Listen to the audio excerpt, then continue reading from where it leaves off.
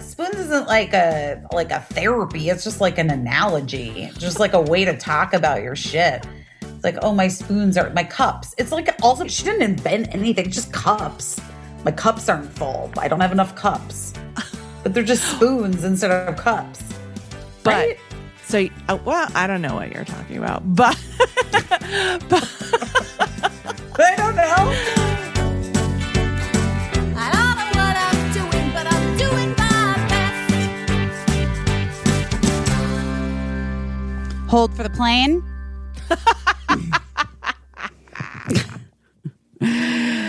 Guys, there is an auction up right now. What is it? Hey, What are you starting? You're like doing an official. Start. This is gonna start. It's Busy Phillips is doing her best. The podcast. Busy Phillips is trying to bid in an auction. What's for sale?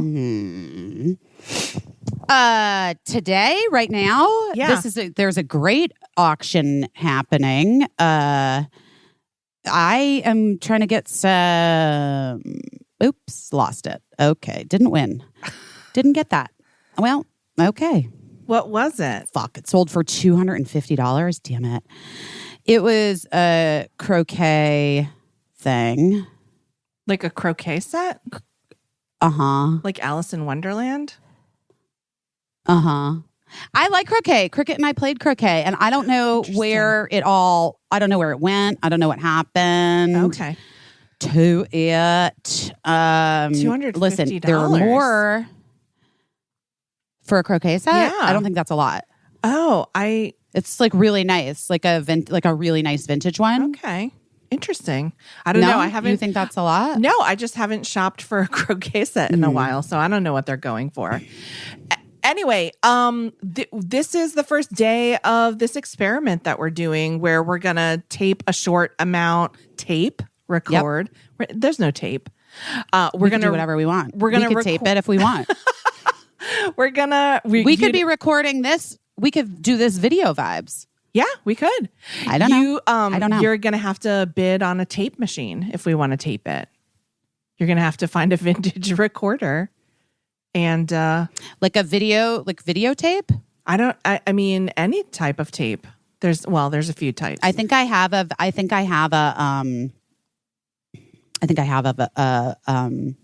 vintage VHS camcorder. Okay. I don't know if it's a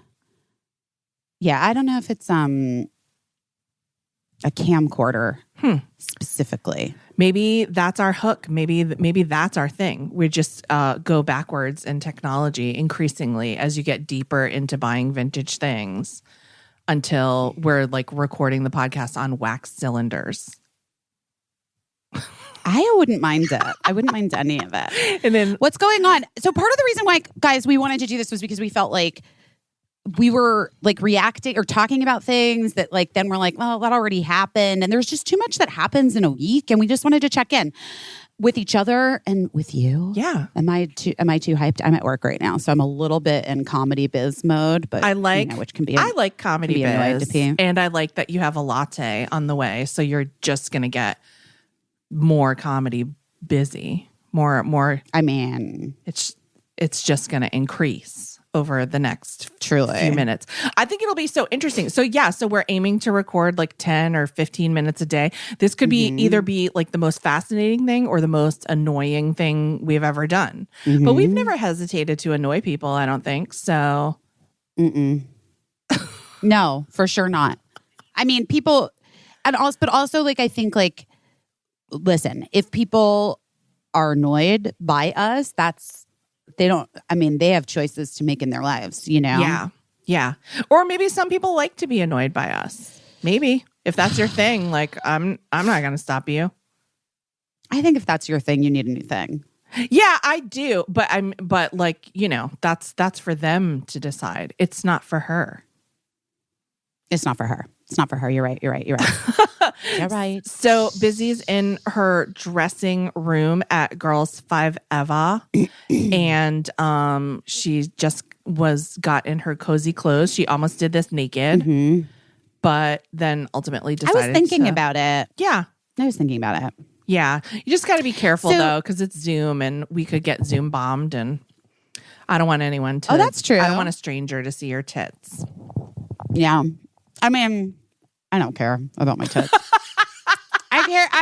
I do care about my vagina. And I don't need a ton of people seeing my vagina, but I don't really care about it either. I actually decided I don't care about any of it anymore. Do you?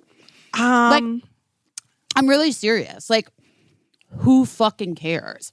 Bodies is bodies is bodies is bodies is bodies. Like, we gotta get rid of all of it because it's just being used as a weapon. Our bodies have been weaponized against us. Yeah. And it's as women specifically, but also lots of people. And I'm just not here for it anymore. So I don't know. You need a picture of my vagina. You need a picture of my tits. Okay, whatever.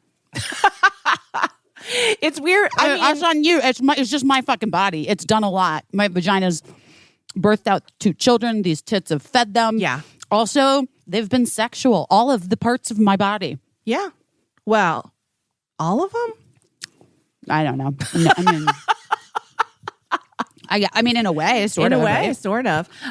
We should tell people what you're eating. Is it a brownie? No, it's a gluten-free banana bread. Oh, that's fun. It's okay. Now I want a brownie, so that's annoying. I earned my way through college dealing with the naked bodies of the elderly. So I think for the most part, I don't care, whatever. I don't care, but I do start to note, I'm on the other side of that hill where I'm starting to look more like the people I once took care of than less, where I'm like, well, it's coming for all of us. Yeah. Caissie. I'm like, oh, my skin does that now? No. Oh, okay. Yeah, she's coming for all of us. Woo. Oh God, guess what I did? What? At work. So we do these flashbacks where I'm supposed to be essentially a teenager, 19, 20 years old. And I always so I wear super push-up-y bras when I'm in my modern day summer thing, and I do lots of those little jelly cutlets. Yeah. So that it looks like she has maybe fake boobs, really big fake boobs, kind of. Yeah. It works. That stuff really works. There's lots of things Lots to make of you look tricks. like you got big boobs. Anyway, the point being that I like in the flashbacks, because it's supposed to be the late 90s, early 2000s, that Summer just has small natural boobs. And so I don't want them to be pushed up or whatever. Yeah. And then she doesn't wear a bra.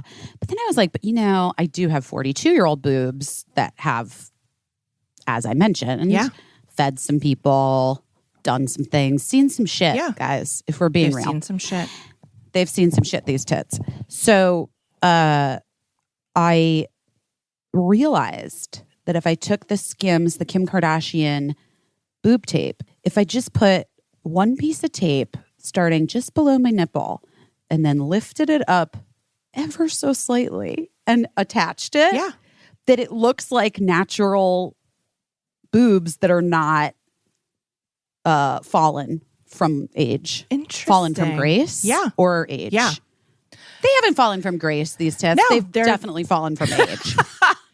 That's interesting. I think they make a product that specifically does that. I think I've seen that. I've never tried it. For me, I think the best trick for looking like you have big boobs is to have 44G boobs. No, but this That's wasn't really- about, I know, yes. I get it. No, but this wasn't, no, I was saying the opposite. When I'm Summer in the present day, yes, you would have I do all the things. I have the push-up bras from Victoria's Secret and the cutlets and all that stuff. But when I'm in flashback mode and I'm just trying to be natural 19-year-old, that tape I like helps. the look of not wearing a bra, but my boobs were still a little bit lower. Yeah. The ergo, I realized that if I took one piece of tape and just used it as a little lift. Also, this brings me to the strings in the face / strings in your boobs. Somebody was telling me you can get the or I strings looked it in up. your boobs. You can get the strings in your boobs. I wondered about that because you can also get that mesh to like hold your uterus in. Well, that's not, I mean, if you've watched late night television at any point in the last 10 years, you know, So there's lots of lawsuits about that. But what I'm wondering is there a whole shapewear that can be like installed in me under my skin? For sure. But here's the thing. This brings me back to my original thing. Do you want something inside your body, especially given that you and I have Ehlers-Danlos? You're 100% certain you have it now.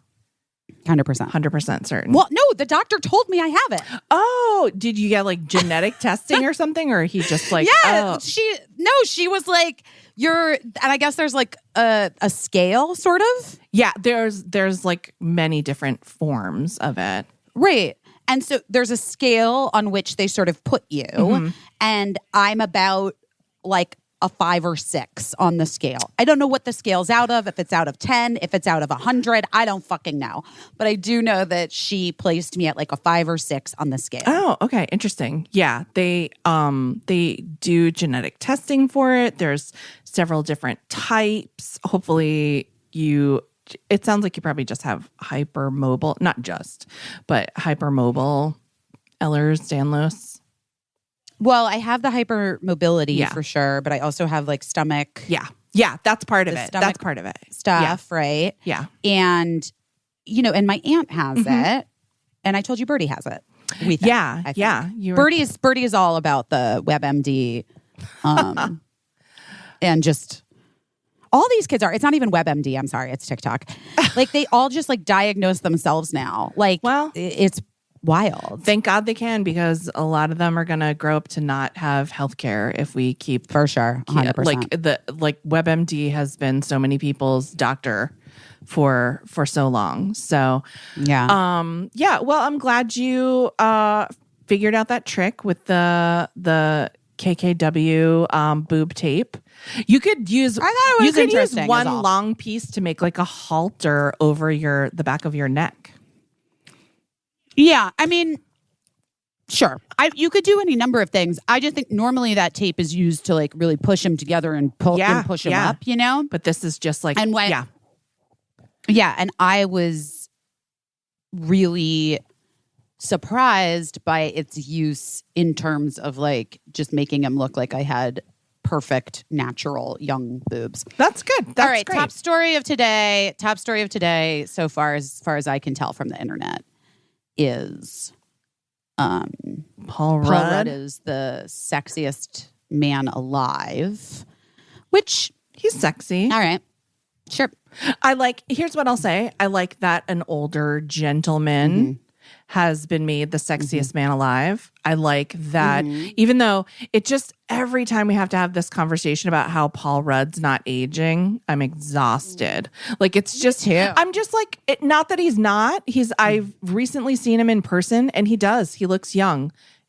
We can't deny it. But I just feel like it's not, people keep saying it like they just realized it.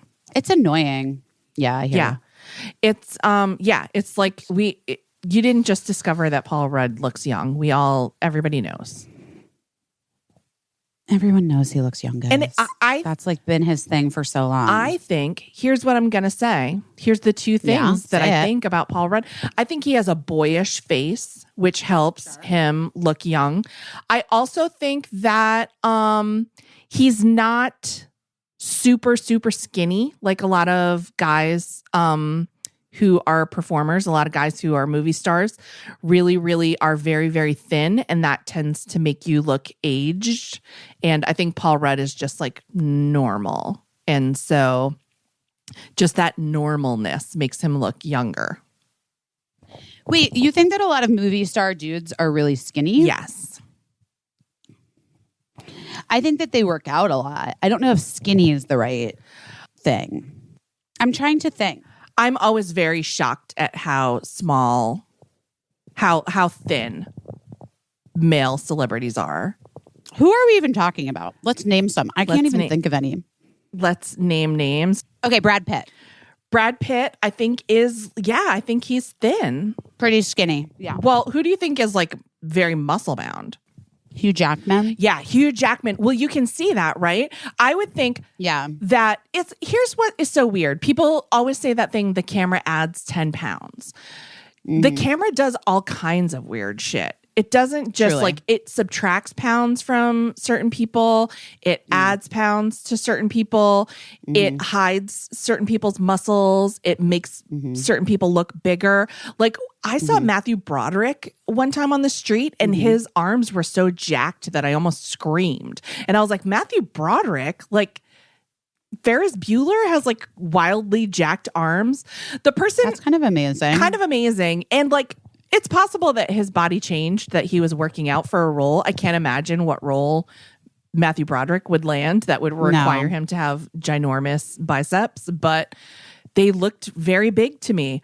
The person that shocks me, that I think he looks so fantastic on camera, but then when you see him in person, he's very, very thin to me, is Scott Foley, the actor Scott Foley that you know from Scandal. Handsome leading man.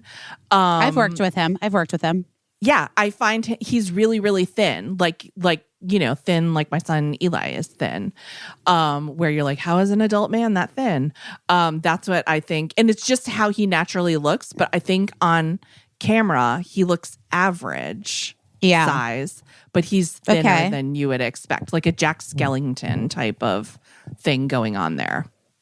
Well, we were talking about Pete Davidson's height the other day and how weird that is. Well, that was wild. Yeah, it's so strange. And again, I've brought this up before. Mariah Carey's height is very deceptive. I always think she's tiny, and she's not. She's quite tall.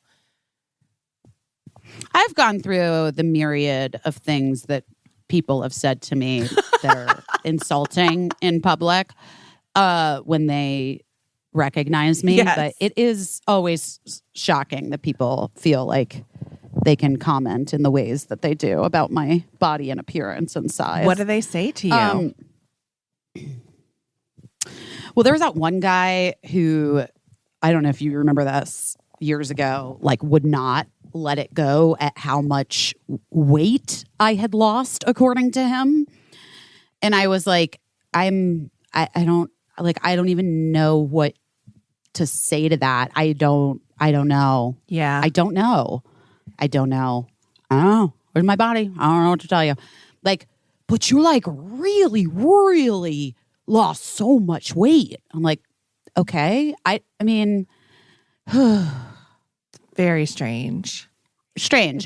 Yeah, or like what are you supposed to say? I'm so much small. Like a lot of times that people are shocked at how small I am. That I'm so much smaller than they thought I was. Which, like, I don't think I'm that small. Yeah. Of a person. Yeah. So then I'm like, how big do I seem? Yeah. On TV. Yeah. Like real tall and big. Oh, that's fine. I mean, I don't care, but I'm just saying. I think you seem tall, and you are kind of tall. But yeah. Yeah, but I guess I'm not that tall. People, I think I'm going to be like, I don't know. I'm trying to think of who it might be, but like Jerry They Hall. think I'm going to be super, super tall. Yes, like a model size, like real tall. But I'm not. I'm just not. Guys. You're just. I'm not. It's interesting. I'm just a person who was born in the late 70s. Height. Are you average height for late 70s? I don't know. I think so. I don't know. I think so. Who knows? All I know is I think a lot of people have been experiencing this lately because we've been like working over Zoom over the pandemic. So when people are meeting in person, they're like, oh my gosh, you're way shorter than I thought, or you're way taller than I thought. Or, I recently had a thing where a person was like, that I had been working with was like, you're how old? And I was like, I mean, it's a weird conversation, but they were like, oh, I thought you were much younger. But then I didn't even want to dig into why that was. I was like, let's just assume it's because I look younger and not because like I am acting like I'm 22 and I don't have my shit together yet. You know? That's just not true. It could be a combo. Sometimes I think people think I'm younger because of my voice, but also I think a la Paul Rudd, I have a childish face. I think you do. You have a baby face. Yeah, so, you have a bit of a baby face. Yeah. So there you go. Paul Rudd, congratulations on being the sexiest man alive. You're sexy. A lot of like, people we're are just sexy. You know? Yeah. A lot of dead people are sexy too. Who's the sexiest man not alive to you? Well, I mean, I know that yours is Prince, so can we just get that out of the way? I mean, yes, that's true. But also we shout outs to Paul Newman, Jimmy Stewart. I love Paul Newman. I really did. I really love Paul Newman. I love that sauce. I love all Newman's own things. I love how we're talking about sexiness and you're like, I love Paul Newman. I love that sauce. I do love the sauce. The sauce Come is on, good. Newman's own was like, this is the sauce of my childhood. Busy. Do you know, well, a couple things. Do you know that in my old town of Westport, there's the Westport Theater, the Playhouse, and Paul Newman owned a restaurant that was attached to it where you could order the sauce, but also any other type of food that you wanted because Paul Newman was like the king of Westport when he was alive. This is what I'm talking about. This is what I want. And he is kind of one of the reasons that I moved to Westport from when we moved from the city, because when I worked for David Letterman, Paul Newman and David Letterman were good buds. And Paul Newman and I worked on a super fun project together that involved cars. And so we sort of had like a little bit of a friendly professional relationship. And when he would host events in Westport, Connecticut for the Hole in the Wall gang camp, which is what his sauce benefits, he would invite me out to events. And that's how I discovered the town of Westport, Connecticut, because Paul Newman lived there. Wow. Yeah. Did we ever talk about the project that he and I did together about making custom cars together? What? No. One day Dave came in and he was like, Paul Newman wants for us to build like matching souped up Volvos with like race car engines in them. So amazing. Can you spearhead that project? And so every day I got to get on the phone with Paul Newman. He would call and be like, P. Newman here. And then he would be like, okay, today we're picking like interior seat colors. So we would just go back and forth, and I got to like just talk to Paul Newman every day about gear shift knobs, tires, paint colors. We worked on it for months. They finally got their souped up matching Volvos because Dave also lived in Connecticut. Paul Newman, I want to say like the first time he took it out, someone hit him and totaled it.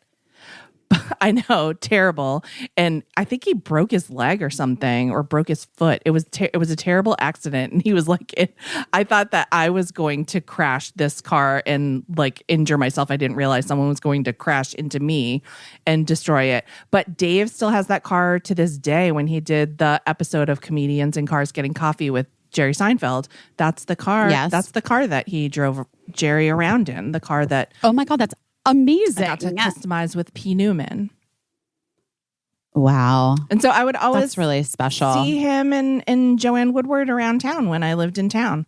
A lot of celebrities from that era lived in Westport. So I would see Eartha Kitt at the Shaw's Market. We would always be on the same shopping schedule. And she loved children and she loved to talk about town gossip. And I would see Brett Summers from the Match Game and Trader Joe's. She also loved children. I would see Michael Bolton shopping on Main Street, and I saw him. Amazing. I saw him swimming one time while I was having coffee at my friend's house. Yeah, there you go. Wow, that's Westport, Connecticut for you. Oh, wow.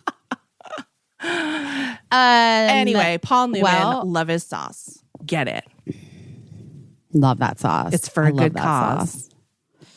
That sauce is the best. And the salad dressing is also good. And the cookies. So it's like sexiest people, I guess. Lady Gaga on that red carpet is like next level. Yeah, she looked great. I love House how of she was Gucci. like she made sure to expose her underwear, and because that was like part of the outfit. So she was like strategically holding up, like showing the little pantaloon in every photo. No, but what I'm saying to you is like she like I don't know how you get on a red carpet. She's like this picture. It's the best picture I've ever seen. It looks like from a photo shoot. Yeah. she's like throwing the dress up over her head. If I did that, do you know what the fuck I would look like? She has a vision. That's what she has a vision. And so I think that whenever she does anything, she just treats it like it's a project and like everybody's there to collaborate on the project. And so, and maybe because she puts that faith in like these photographers, they're willing to work with her in that way. Wow. And then she just looks incredible. It's a great shot. It's a great fucking shot. Anyway, I don't know.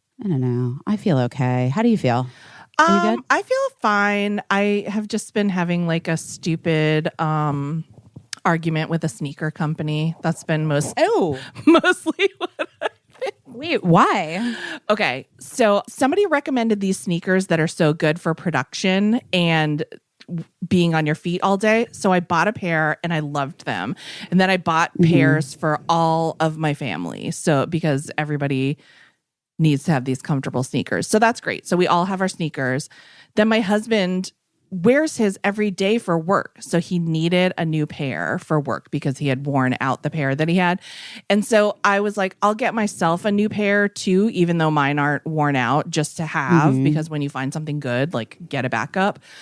So the order went through. They sent a package that said both pairs were in it and only one pair, only my husband's pair was in it. And so I was like, well, I got to call them. So I called and then I was like, you only sent one pair of shoes, but it said you sent both. And they were like, oh, okay. Yeah, we canceled it. And I was like, why? And they were like, we don't know. And I was like, are they not in stock? And they were like, no, they're in stock. And I was like, okay, so can you send them to me? And they were like, no, you have to reorder them. And I was like, why? And they were like, because that's the most efficient way to do it. And I was like, efficient for who? And so they were like, you should get your money back in like 7 to 10 business days or something. And I was like, so I have to wait to get my money back. And I also have to reorder the shoes. And I was like, this is a whack policy. This is not good customer service. And they were like, well, that's what you have to do. So I didn't order the shoes. I just left it and I was like, I'm going to get my money back. And because I needed to sit with first. I need to sit with my feelings. So anyway, yeah. In the meantime, I still hadn't got my money back. I put on the pair of shoes, the ones that I already had, which I don't wear that often. And the like rubber, the contrasting rubber on the bottom of one of them had just like come unglued. It just fell off. And so I was like, oh, shoot, I haven't even had these that long and I haven't worn them that much. It's been like under a year and I've worn them like a dozen times. So I look on the company's website and they're like, shoes are under warranty for a year. So I'm like, okay, great. Let me do the warranty process. And they're like, I click on the warranty, click here. And they're like, that page is broken. So then I get on their chat bot and the person's like, yeah, it's been broken. You just have to keep trying back. And so I tried back over several days. It never worked. And I was like, these shoes are going to go out of warranty before I can access. This is exhausting. Listen, it doesn't even end there. So I call customer service and the guy's like, oh, I can access that page. Here's what I'm going to do. I'm going to send you a shipping label, send your shoes back. We're going to send you a replacement pair. And then we'll all be good. And I was like, great. And he was like, they're going to be a different color. Is that okay? And I was like, yeah. And he was like, it's going to be a little bit of a different shoe because we don't make that shoe anymore. Is that okay? And I was like, yeah, this is all fine. So I sent my shoes back within like the hour. I brought them to the post office. Then I get an email from the company being like, you owe us $32.58, the difference in price from the old shoe to the new shoe. And I was like, what? Like this is exhausting. When something's defective, this is exhausting. It's exhausting. And then the email said, if you don't respond to this email in 3 days, we'll cancel your order and reply to this email saying that we can charge you $32.58. So then I tried to do that. Guess what? I get an email back saying you can't respond to this email. And so then I had to call again. I had to talk to another person. I had to authorize the unfair charge for $32.58. And she was like, it's all set. We'll never have to deal with this again. And then since then, I've gotten like 5 emails saying we can't figure out how to charge you $32.58. I'm never getting my shoes back. that I No, mailed you're to never getting them. them back. I'm never getting It's never replacement happening, honey. shoes. They will figure out a way to take that $32.58. I'm convinced, but they won't ever send me new shoes. That's where I am. But like, doesn't that seem like I'm being pranked or? Well, I don't like it. It's not great. But I don't know. I mean, what's like, it seems like just bad. It seems like a real case of bad customer service. They DM'd me on Twitter, and the person DMing me said, everything you're saying is frustrating for us too. And I was like, I don't care if it's, are you trying to make me feel bad for your company? Yeah. I mean, I guess I'm just confused. Like, what's their deal? What's their deal? I mean, it's a newer sneaker company, but it's owned by a big brand that we all love and that we all own things from. And so it's not just like a little elf cobbling sneakers in his garage, a small business or whatever, It's like they know what they're doing. Okay. I need to know who it is. Oh, the brand is Hoka. Oh, I know Hoka. Owned by UGG, who we've plugged and loved on this podcast before. Have we? Yeah, you got I do know Hoka. You got those UGG sandals. Anyway, Hoka sneakers are great, but I would just recommend customer service. Yeah, not happening. For I would you. recommend like buying them from a store where they get handed to you. What's going on with you? Thank you for listening to that whole thing. I know it was exhausting. It was exhausting to live it, and it's exhausting to still be going through it, but I feel better. So thank you for listening. I feel like you need to like burn some sage and let it go. I mean, yeah. Let those sneakers go. I guess. I mean, I need the sneakers. I at least want my old defective sneakers back so I can. You don't want those sneakers back. They're tainted. There's something wrong with them. What if those sneakers were haunted? I think those sneakers are haunted. I think those sneakers are possible. Haunted. It's possible. It's what it feels like to me. If I had to guess, I would think that those sneakers might be haunted. Yeah, you're probably right. Yeah. So we're just going to err on the side of haunted sneakers. I'll get the second best sneakers for production. That has the first best customer service. What's going on with you? How's your? I don't know. I'm working a lot of working. And tomorrow we have a day off because it's Veterans Day. And then I agreed to go shoot a thing for Samantha Bee. Oh, that's good. It is. And then I'm like, also that would be nice to not do anything tomorrow. You know what I mean? I know, but that's where I'm at. You know what I mean? I'm not like a person that thinks ahead in that way. Yeah. In terms of like, maybe it's too much busy and you should chill the fuck out, Yeah. But anyway. Here's the truth. Would you chill out if you didn't have anything to do? Yes. You would? I would go get a facial. Mm-hmm. You would get I would have got because the kids would be at school, so I would like go get a facial and maybe a massage. Okay. All right.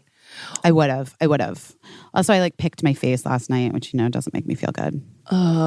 What do you think that was about? Yeah, well, I mean, it's about a lot of things always, What were you trying to pick out of yourself by way of your face? Well, I just have a lot of feelings that I'm moving through in this moment in time. And oh wait, Dan McCann's calling me. He's got my stuff, from the auction, the chairs. Hold on. Hello? Hi. Uh-huh. Yes. Oh no. What do we do? Uh-huh. You're smart. Yes, thanks, Dan. Okay, bye. Wow. What happened? A turn of events has occurred. What happened? Dan recognized the chairs as fakes. Oh no. And he's like, I can't let you have this be your first foray into auctioning. How did he recognize they were fakes? Because he just is smart and knows like what to look for. Can I ask you a question? Yeah, does it matter? Do you care? I don't know. But they're not, but like, it's like, yeah, I don't know if I care. I ask myself a lot, like being a person, like, I bought that credenza that I was told was from the set of Mad Men. Mm-hmm. It may not be. It may, like, that may have just been what the person who owned it was told. It may be that they were spouting bullshit. It is the same item as what was on the set of Mad Men. And then I was like, do I love it any less? I don't know. I mean, but yeah, it's funny. You can get into a funny headspace about whether something that looks exactly like something else is worth it, if it's made as well. I don't generally care. Yeah. But I think Dan's point is that like if it's something is sold to you as such. Yeah. Like I had years ago, I had some fake bags that I fucking loved. You know what I mean? That you got in New York City, like that episode of Broad City where they blindfold them and take them underground to buy those fake bags. No, you know where I got them in Hong Kong. Oh, did you? Okay, interesting. And yeah, and like I wore those. I didn't give a fuck. Yeah, but I guess like his point is if something's being presented to you, is that if you're bidding on something, knowing that it's like a reproduction or whatever, right. That's one thing, right? I think he's right. I think that had I known they were reproductions, I might not have cared, right? But it doesn't feel good to feel like people are like trying to pull the wool. Well, you were already feeling like you were caning, the caning, pulling the caning over your. Yeah, you were already feeling like you were overpaying for things, and like you've overpaid for things, and like also that someone was sabotaging you, which wasn't the case in an unrelated cord incident. Turns out, but you were feeling that way, so I was. Yeah, so I can understand that. And there's also the question too of like when people knock off something, like if it's fair to buy it, if it's fair to the original design. On the secondary market, I guess it doesn't matter because it already exists and it's already out there. So if you can get a good deal. Right. But yeah, there's also the question of like sometimes people really dislike knockoffs because it's unfair to the original designer of something. Well, yeah, I mean, I have a great deal of respect for artists, Caissie. That's really what this is about. Just kidding. Yeah, you want artists to be compensated fairly for the work that they do. And I am an artist. Yes. I am an artiste. Yes, you are an artiste. So you understand that. But then I'm also like, does a knockoff ever help an artist? Is that a weird question? Like, okay, so suppose there's a gown that is... It's a great question. That's like this is a great question. Couture gown. I'm never going to buy the $50,000 gown.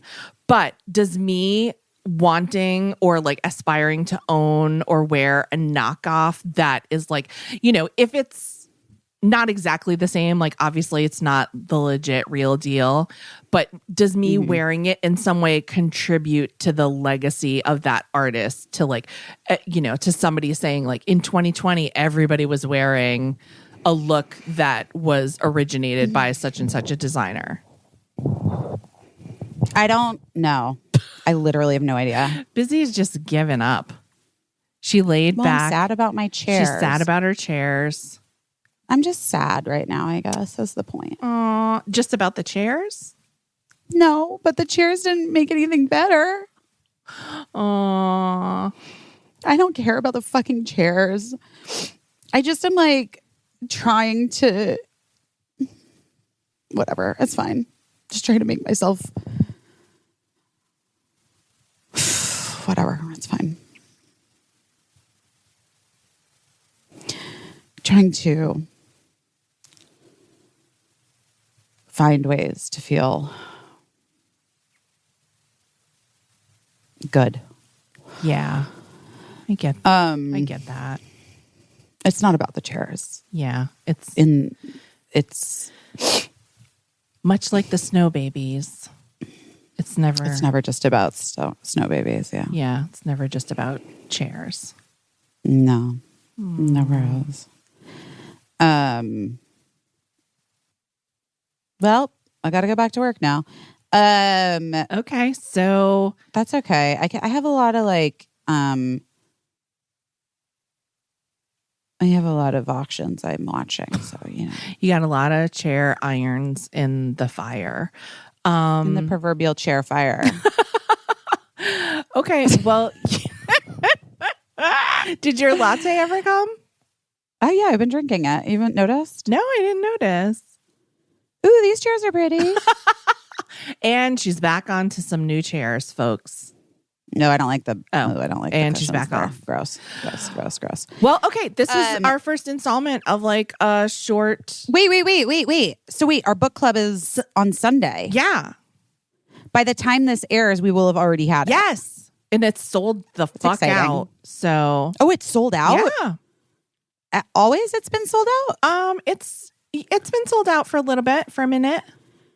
No wonder you didn't tell me to post about it. And then I posted about it today, and now I feel bad because maybe people want to get tickets and it's sold out. Well, as I've been telling people, like, well, it doesn't matter because it's already happened by now, but like people might relinquish their tickets or whatever, so it's worth keeping an eye on. But we wanted to keep it small so that people could like interact. But we are gonna record it, and so maybe How many people is it? it's like 350 people. It's big for something small.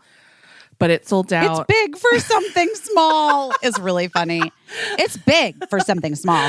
But we're going to record it. So we'll try to investigate a way to share it with people that weren't able to get a ticket. No, but here's my question. Yeah. Did we ever reach out and see if the author could join us? We didn't. But also I felt like, part of a book club is like saying what you really think about a book, and Not about what the authors. I got it. So I just felt like, but we should reach out to her and see if she wants to be on the podcast at some point. I would hope that let's do that. she would want to. But yeah, I just figured that for book club, maybe it'll just be us chickens, My God. I was about to say that exact thing. I was about to say it should just be us chickens. I think I got it from you. Did you? Yeah. I think I got it from my mom. Well, Barbara Phillips, influencing culture. Did I tell you Cricket got vaccinated? Yes, that's exciting. I'm so happy. Oh, so exciting. And she's doing her skating lessons. She's such a cool kid. She's so cool. I think. And I'm getting my booster soon. Great. Everybody, Excited if about you're that. eligible for that booster, I hope you get it soon. I've been so emotional seeing the pictures of kids getting vaccinated and how relieved. Oh, I don't know. Cricket doesn't love me posting photos of. Yeah, that's okay. Her. I think, but I am enjoying the pics because just the relief that parents are feeling Such relief. couldn't come at a better time. So I'm so happy seeing everybody getting their vaccines, all these little kiddos. Me too. Yeah. Me too. Yeah. Okay. We'll be back, I guess, tomorrow, and then it'll be interesting to see if it's like a totally different energy or. Yeah, I'll talk to you tomorrow afternoon. Okay, great. Okay, bye. Guys, gotta clean. You know what I'm obsessed with? Blue Land. I'm obsessed with Blue Land. First of all, because there's tons and tons of single-use plastic that is thrown out daily. And Blue Land is trying to fix that. Sometimes people think eco-friendly products are more expensive, less effective, especially when it comes to cleaning. But Blue Land has fixed that with its revolutionary refill tablets. Did you know that an estimated 5 billion plastic hand soap and cleaning bottles were thrown away last year? And each bottle can be made of more than 90% water. Stop wasting water and throwing out plastic. Get Blue Land's revolutionary refill cleaning system instead. So the beautiful Instagrammable bottles, you just fill them up with some warm water. You pop in one of the hand soaps or the spray cleaner tablets. And within minutes, you have powerful and effective cleaning products in the most incredible scents, like rose bergamot and lily mint.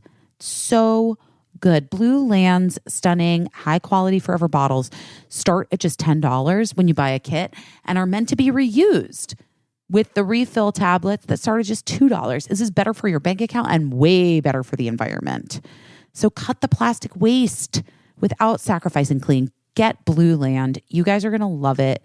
It's the chic and the planet is going to thank you.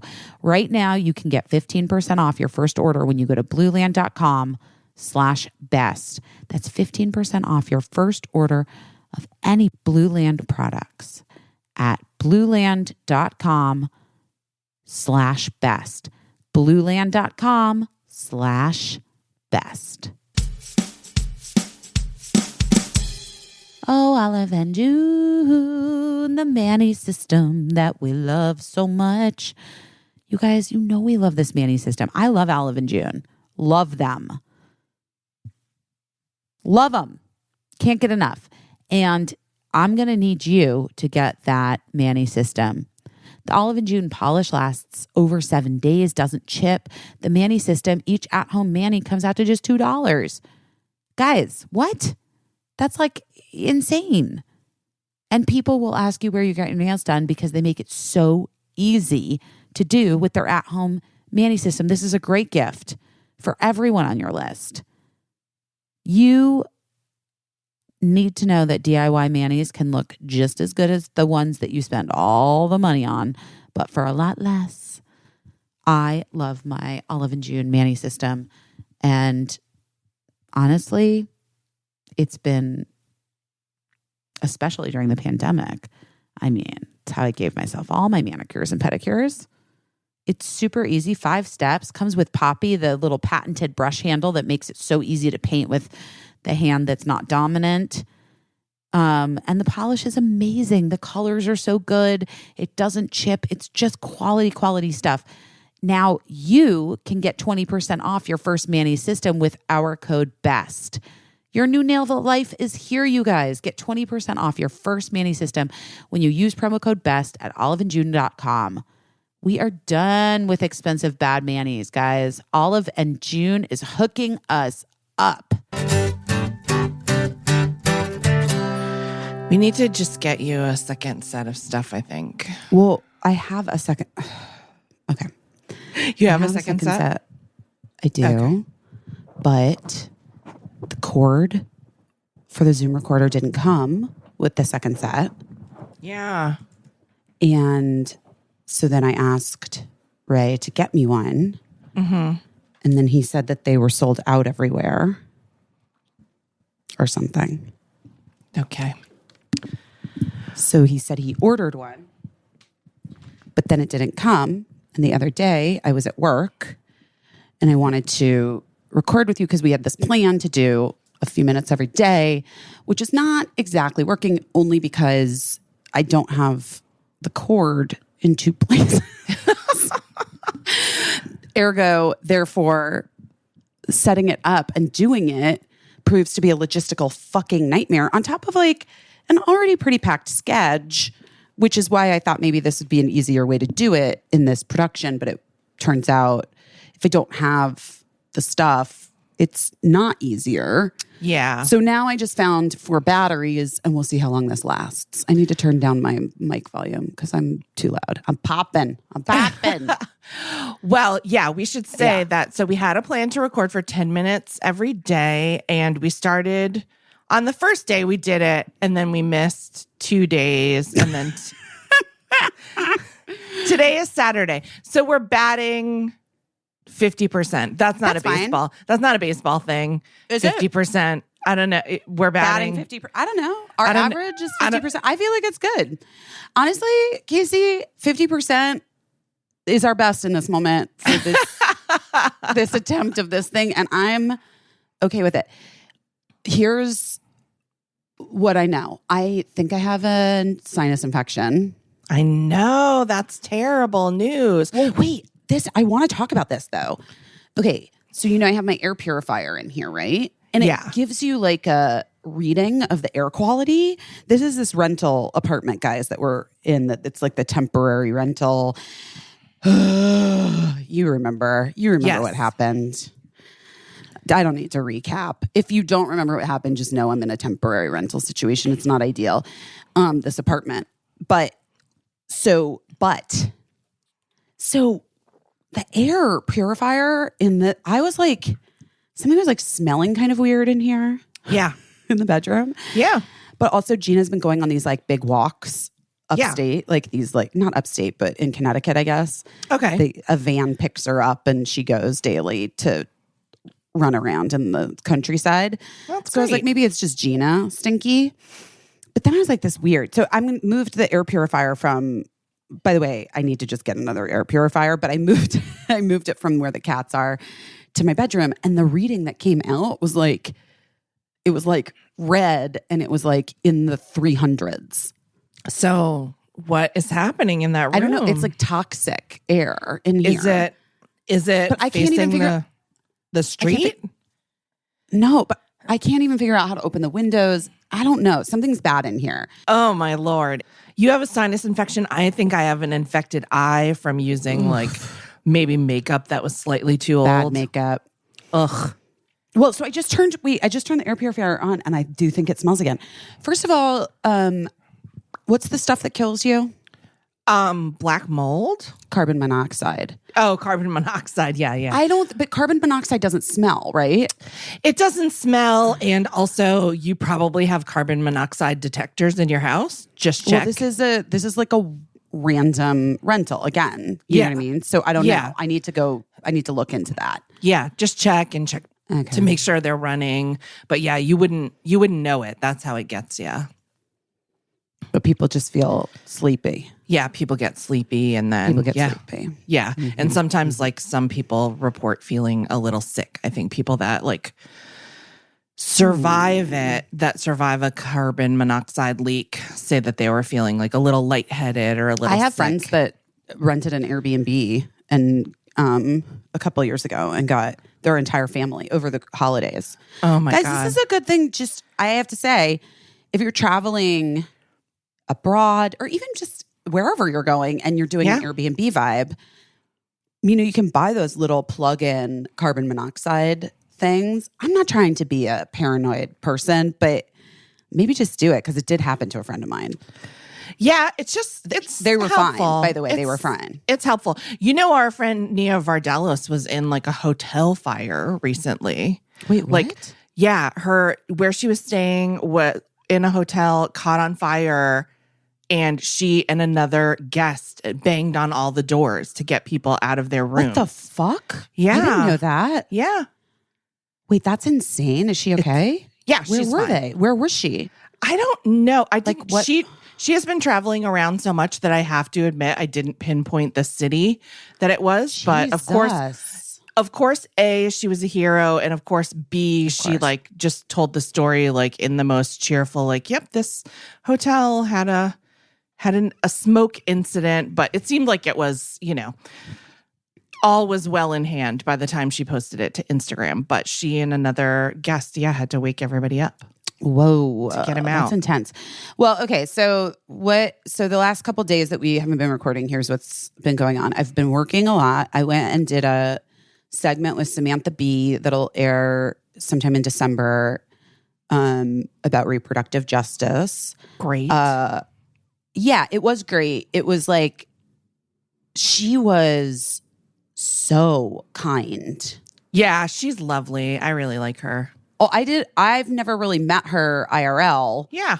Until this. And I really like her. I'm kind of mad she didn't get the Daily Show. I know Trevor Noah's great, but I really wanted her to get the Daily Show too. Yeah. And I thought for a second they would give it to her and her husband together, because I was like, well, they probably won't fully give it to a woman. They'll give it to her and her husband together, but they didn't even do that. And I was disappointed. Ugh. But she got her own show, so good for her. She got her own show. She got her own show, and the show's great. And so I went and filmed that, and then got some cc's of fluid taken out of my knee Yeah. right after. This was my day off, guys. Everything you drink goes right into your knee, I feel like. I don't think that's how it works, but Your doctor's like, what is this, Bev? It was Bev. But honestly, I just got a little emotion just now, earlier, because I was thinking about getting this knee surgery. Yeah. And just like how intense it is and how intense the recovery sounds like it might be. And just it's like modern medicine is incredible. And also like, bodies. Yeah. It's brutal.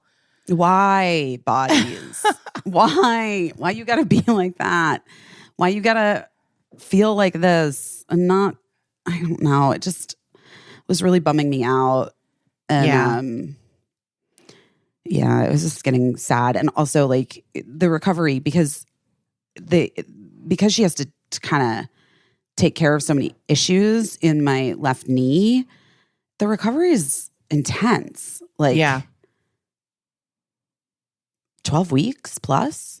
Yeah. I mean, here's what I think. I think you'll recover beautifully because that's what you do. And I think you'll recover quicker than anyone expected. I feel like they usually tell you like the, outside maximum, right? Yeah, the outside maximum. And also, I think like the hardest part for you will be not being able to do what you want to do, exactly what you want to do, or having to rely on someone else to help you a little bit. But honestly, it might be a really good opportunity for you to like, get some help. And I don't mean get some help. I mean like, allow people to, come on, Gina, to help you. Gina, just get up here. Stop scratching me. Gina's in a real needy mood today.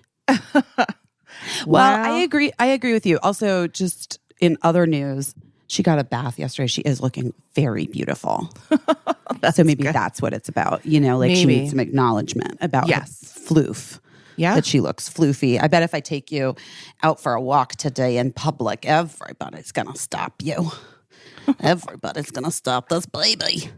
That's how Cricket talks to Gina. And I just totally just... It's rubbing off on you.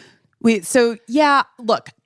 Oh, so I was going to say, so in other news, listeners of the pod, my assistant Raymond is going to be moving on from this job.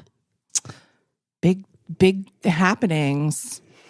And so I will be having to get an assistant. It won't be another. It won't be. Yeah. There is no other Ray. Yeah. No, there's no other Ray. Irreplaceable. He is, but he needs to spread his wings and fly. And honestly, I don't think assistants normally stay in assistant positions for as long maybe as he has, but there were extenuating circumstances of the pandemic being the biggest one. I mean, just throwing a wrench into everyone's life plans. And then I moved to New York and he decided he was up for a change, and that's been receiving mixed reviews on his Instagram stories, but we all make choices.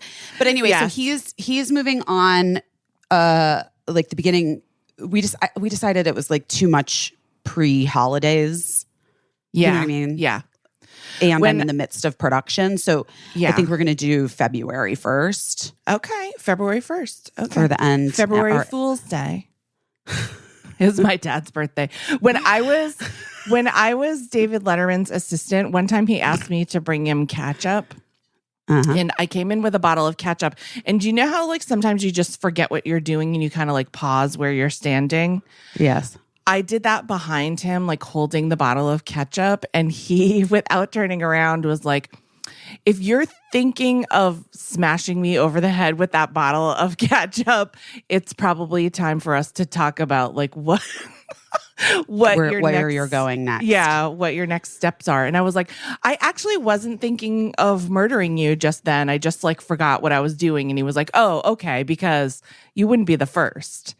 And so then I was like, wild. Well, that's also wild. That's a wild thing to say. I was like, let me come to you when I do feel like murdering you, because Ray didn't come to me because he felt like murdering me. He came to me because he was like, I can't be an assistant any longer. And I was like, no, you really can't. And I adore you, and you need to like get the fuck out of here and do your own thing. But also, you know, I think that it's easy to get complacent. Mega Babe friend Katie Storino, who we love, said to me, oh, my assistants, no. Like, I hire assistants on a 1-year basis. Yeah. A 1 year or 2 years? Maybe it's 2 years. Yeah. 2-year base. It's like they are in for 2 years. This is what they're doing for 2 years.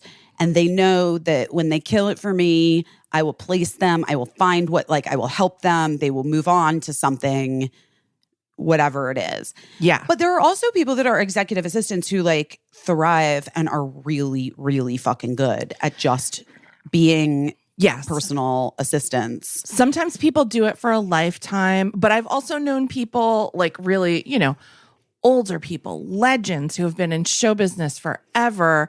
There have been a couple of cases where I've known somebody who's had like a lifetime assistant who I think the person thought that they were going to like grow old and die together.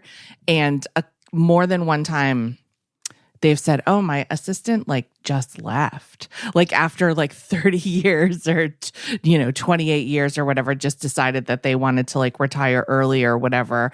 And I'm like, of course, like anyone has the right to do that. And it makes so much sense after, sort of like, because your job is to like live kind of half of this person's life, like that's your job. And most of those people have like pretty big careers and it's a pretty big job. But also I'm like, oh my gosh, it's so sad when it's like shocking to somebody, because I think, being someone's assistant is a really personal job and you become really close to that person. And it's like a family member moving out of the house or whatever. Yeah. Well, Yeah. it's also, there are different types, like Raymond definitely was, someone that I like knew and liked as a person and like wanted to hang out with. Yes. And had great ideas. And I always sort of envisioned in the successful version of our You're in My partnership. Because I hired him. I hired him when I got an assistant from Busy Tonight. Like I had that was like in my contract. Yeah. I had never had an assistant before. I had only had help with my kids. Yeah. Yeah. I wasn't paying for an assistant. I was paying for childcare. Yeah. And that was the choice I had to make. Like, that's what most people have to, sometimes you can't even choose childcare because it's so fucking expensive. Right. So, I feel really lucky that I was always able to have Ileana with my babies. Yeah. And talk about lifers. Like I thought in the version of my life where we stayed in Los Angeles, I thought Ileana just was going to be in our lives until I died. Yeah. And then moving to New York, and Nana's family is on the West Coast and just doesn't want to move here, which I don't. Yeah. I don't blame her. Yeah. But that was really hard.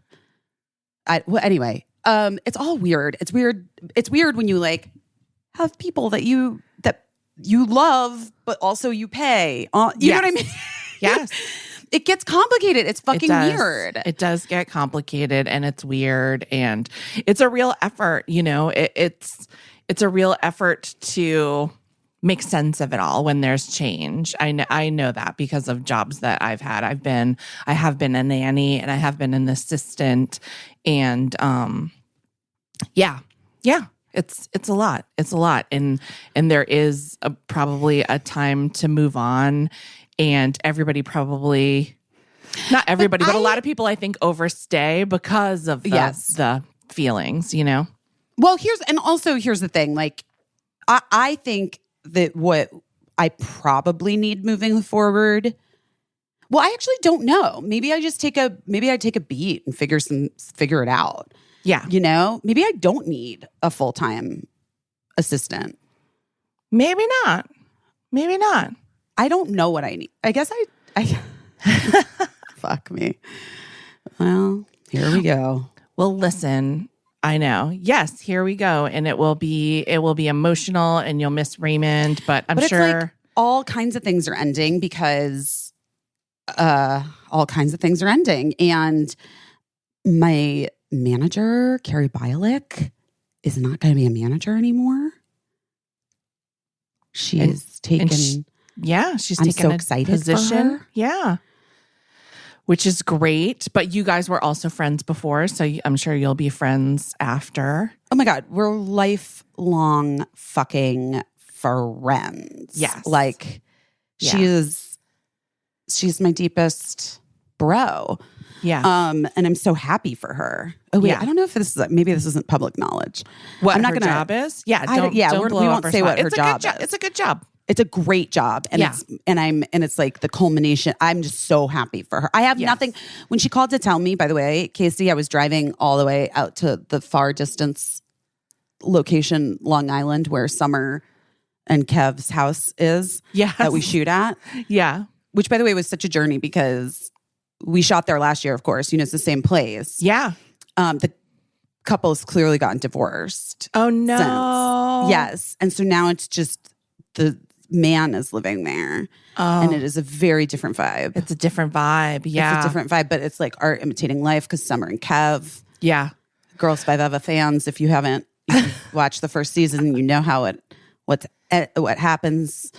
If you haven't watched the first season, spoiler alert, there's maybe a separation happening. But yeah. Get on it. You That's should get so on it because wild. honestly, the second season is fucking nuts already. Good. And I'm Good. so excited for people to see it. But Well, hopefully it's people so fun. Yeah, hopefully people will binge. The place that we rented when we first moved to LA, we also rented from a couple, and I feel like I think it was a couple. Anyway, but we feel like something happened to whatever those two people were during our time renting because we rented it furnished. And then the man started being like, I know that we rented it to you furnished, but can I just come get 2 dining chairs? And then he was like, you're not really using that love seat. Can I come take that love seat? And we were like, yeah, dude, whatever. Like What? he just kept coming to like gather wild. little snippets of furniture that from the furnished place, but it was fine. They were very nice to us and they let us rent month to month when we were looking for something. So I can't complain about him taking 2 dining chairs, a love seat, a microwave, several things that he needed for his new life. Sure. Listen, we want to support. You know what I mean? We've got to support. We must support. Well, anyway, it was interesting. Yeah. Because it just like, it was just such a different vibe. Yes. You know? And it's weird, like when you're shooting in a house, guys, like people who rent their houses for film and television production, sometimes people do it like with rental properties, right? Yes. Like they're like properties that Like the an Airbnb, whatever. yeah. Sometimes location manager people like just go knock on doors of neighborhoods or places that look right for the thing, and they ask people if they're willing to do it. And that's always the most interesting houses to shoot in, because these are people who are like, well, I mean, never had thought about renting their house out for filming, but then that knock comes on the door and they're like, I mean, they make so much money renting your house out. Productions pay a pretty penny, guys. Just so you know, if anyone knocks on your door, like just ask a lot of questions. Yeah. And if it's like a big production, play hardball. Yeah. Our friend John Levinstein is also like, if they don't rent your house, but they rent a house on your street and there's like a trailer or anything, a truck parked near your driveway, say that it's blocking your driveway, and sometimes they'll just give you $500. Well, also I was going to say the trick that was kind of amazing, that the location trick of like lawn care people, which is like if they are in a neighborhood that is shooting, they know. Yes. And they like get those blowers out. Yeah. And then the production will come over and ask them to turn the blowers off. And they're like, well, I'm going to have to come back a different day. I got to do this. And then they're like, we'll give you $500 to stop using the blower. Oh my God. for 3 That's what I hours. should have done. You know, back in Connecticut, we used to have like a giant Thanksgiving where we would just, anyone who like couldn't get back home, if they worked in New York City, come to our house in Connecticut. We would turn our whole house into like a dining room. Like every room just had tables. So we would have like 50, 75 people. And we would always do cocktails because my kids are amazing and they always have been at any age at making batch signature cocktails for parties. Since they were like my favorite thing. 11. So we would always do cocktail hour like out on the deck. And one year, like on Thanksgiving, while we're having a cocktail party on the deck, our neighbor just started like mowing and leaf blowing, like through the whole thing. He was honestly, he was bummed he wasn't invited, dude. I know one of the kids ran him over a beer and was like, hey, happy Thanksgiving. But also like, oh no, I feel so bad for him. Should I feel bad for him or was he a jerk? He wasn't a jerk. He was so nice, but he was so weird. Did I ever tell this story on the podcast? No. But okay. I don't know if I like it and it's making me nervous. Okay. So one time Matt. I'm nervous. Now I'm nervous. One time Matt was out of the house, like teaching a class, like a nighttime class. And the boys were in bed because they were younger. And I was in my bedroom and the windows were open because it was beautiful weather out. But the curtains were drawn. So there were like semi-sheer curtains that you could probably see through, but you couldn't, you could see the silhouette of a person through the curtains. And so my home phone rings because it was back when we still had a home phone. And I picked it up and said hello. And the voice on the other end said, Caissie, look out your bedroom window. And I was like, no, oh my, no. My knees turned to jelly. I was like, this is the start of Scream. This is the start of a million horror movies. I hate it. I'm not even joking, Busy. Oh no, what is it? Just get to the punchline. I don't know what it is and I hate it. I got down on the floor and like crawled over with the phone on the floor to the window and like peeked outside. And it's my neighbor standing in my driveway on his cell phone. And he's like, there's a bunch of deer in your yard. No. Sir, this is unacceptable. He was like, I wanted you to see them. And I was like, dude, do not ever witness the silhouette of me in my bedroom window, then whisper call me to tell me. Well, also, by the way, here's what, like, has anyone ever called you with something and immediately they're like, everything is okay, but I have to tell you something? Yes. That immediately the first thing you do when there's a crisis ever, guys, unless it really isn't okay and like people are dead. Yes. I'm not kidding. Yes. You have to immediately say, Birdie is fine, but we're at the hospital because you just say, Birdie's going to be fine. Why am I saying Birdie? Because the time when Birdie fell and broke right their arm and I wasn't there. Yeah. Everything or, whatever it is. So what he should have done, he wasn't thinking. He should have been like, Caissie, there are deer. Caissie, it's your neighbor. There are deer outside. Exactly. Look outside your window. Exactly. But it could have whispered like that. That's Caissie, just how his brain. Look outside your bedroom window. Because I know you're in your bedroom right now because I was looking. Sir. In your yard and your bedroom window. Sir.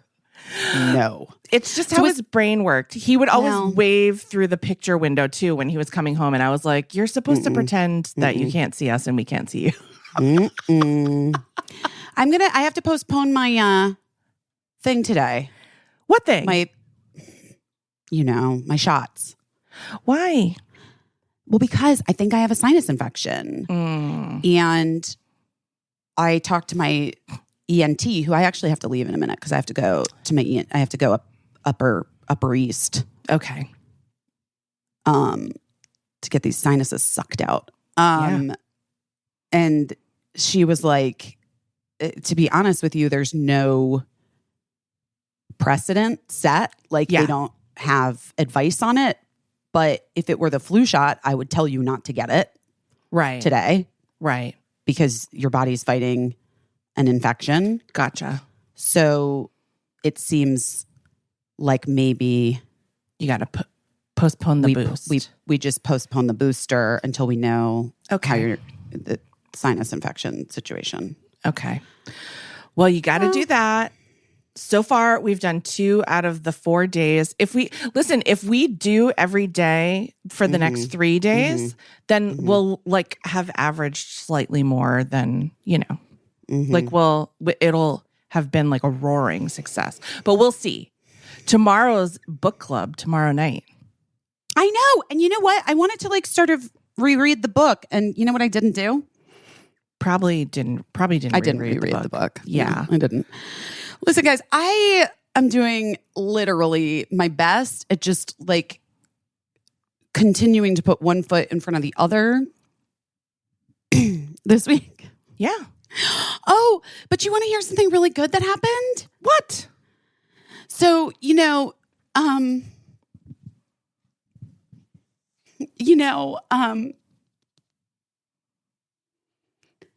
I've really been missing my friends from LA, Yeah. And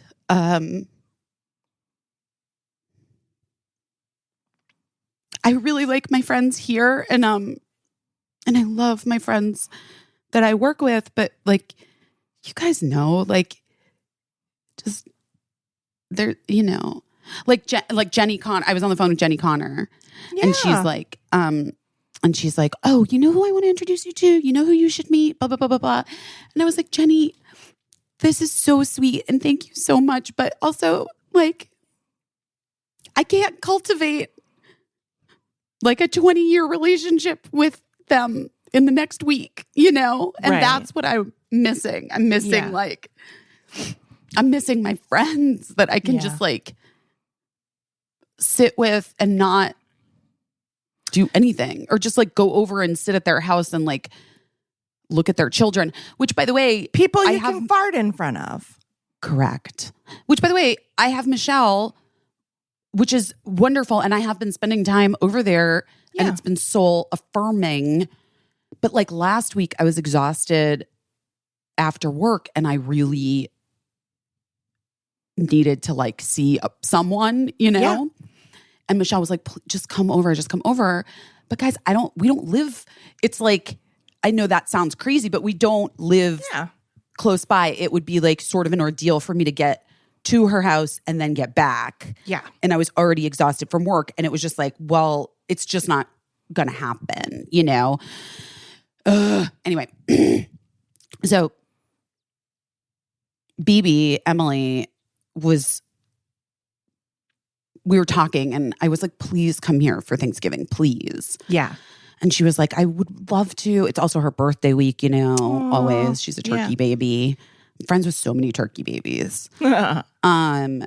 I would love to. I'd really love to. And I'm like, because I can't, I'm doing the Macy's Thanksgiving Day Parade, which is wild. Yeah. So I can't go anywhere. Also, by the way, my parents are not coming for the Macy's Thanksgiving Day Parade.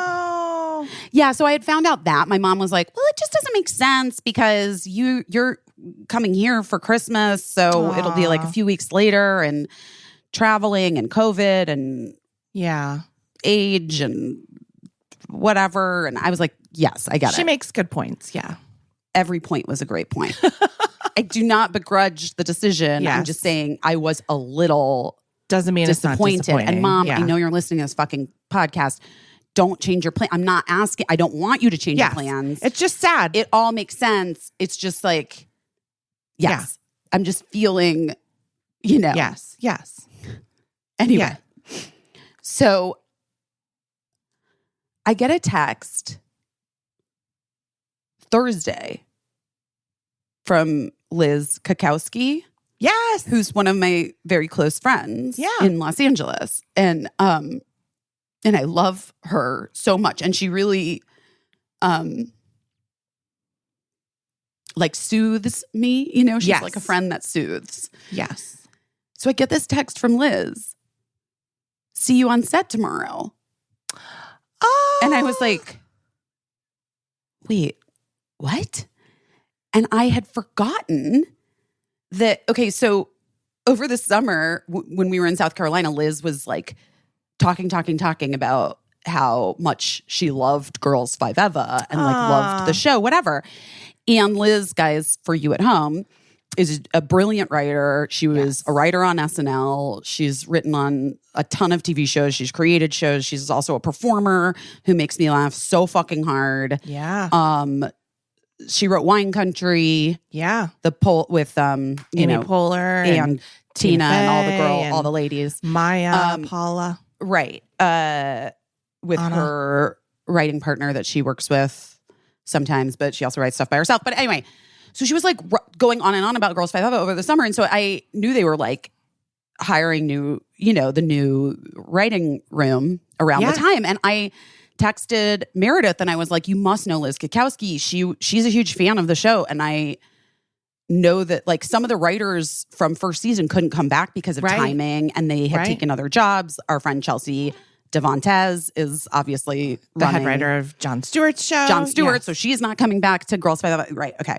So I knew they were looking for some people. So I was like, you must know Liz. I know Tina knows her. Like everybody knows her. And she's amazing. And she loved Girls Five Eva. So I feel like she's not really one of those writers that's like needs to put herself out there for these jobs. You know what I mean? But I was like, but maybe it's an interesting idea. And she was like, Meredith was like, that's a fucking great idea. And then a few weeks later, when I was in LA, Liz texted me and was like, oh my God, I got the job. Thank you. And I was like, God, what? That's amazing. Yeah. So it's so exciting. So she's been writing on the show. And this is also how these kinds of things work, guys. I just want to explain to you. I don't like check in with Liz about the show or my storylines or like what's happening in the writer's room because that's not doesn't for work me. That way. Yeah. No. And I just assume it's all, I get the scripts when I get the scripts and then, talk to Meredith Scardino or Tina or whatever if I have any questions or whatever.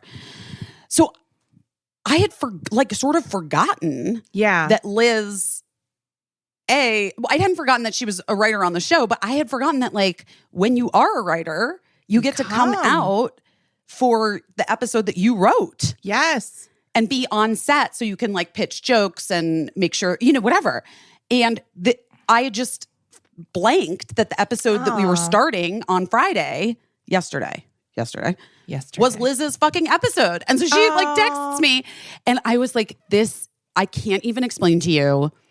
I was feeling so sad, which was also like, I didn't want to do the podcast those 2 days too, because I was just like, this is going to be a fucking bummer, just me crying and talking about how sad you are. Yes, like what? Who cares? We do care. I know, but But I get what you're saying. Yes, it has to be only a fraction sad and the rest fun.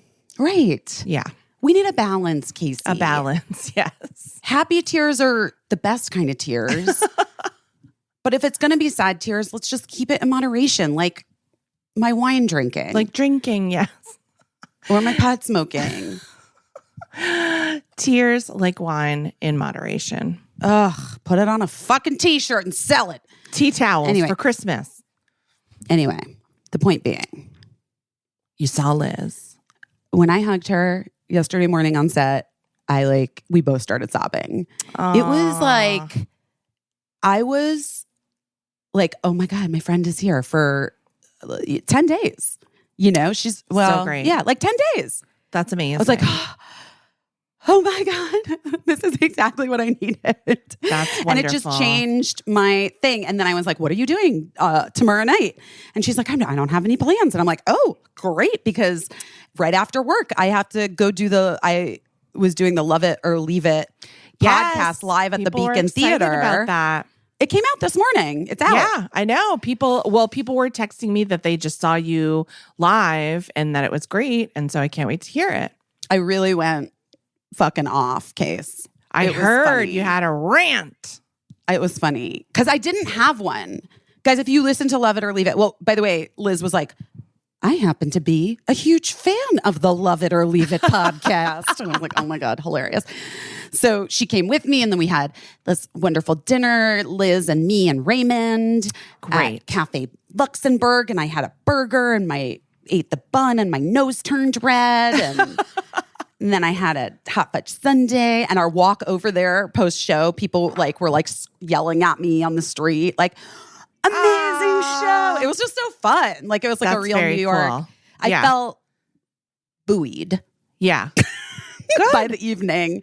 Good. And by being with my good friend and just feeling that comfort. Yeah. And I hung out with Cal Penn. Oh, wait. You have to. This is ridiculous. Okay. So I don't know him at all. I just you met don't know him. him. Yeah. I just met him last night.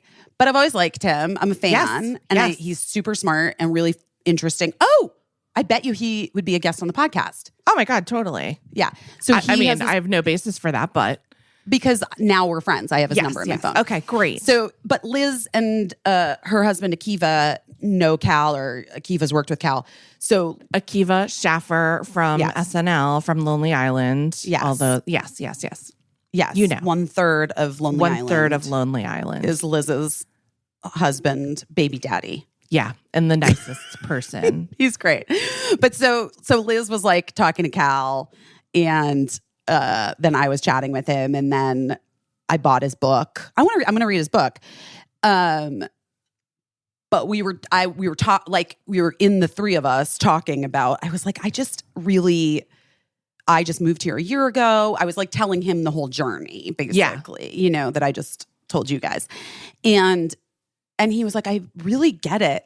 Later, he was like, I really get it. We're here now, and it is different here. In LA, it's nice. You can just go to people's houses and sit and chill. And people don't do that here. You have to meet them out in the world, and it's complicated. And it takes a lot of times it does feel like things spontaneously happen in New York, but that also, if they don't spontaneously happen, then you're just on your own. But he's like, but you should come over. Let's, and I was like, that would be really wonderful. Thank you. I would be so excited to be friends with him. Yeah. Making new friends as a 42-year-old woman in a new city, not always the easiest thing. Okay. We know a lot of you identify with this. We know a lot of you listening identify. So guys.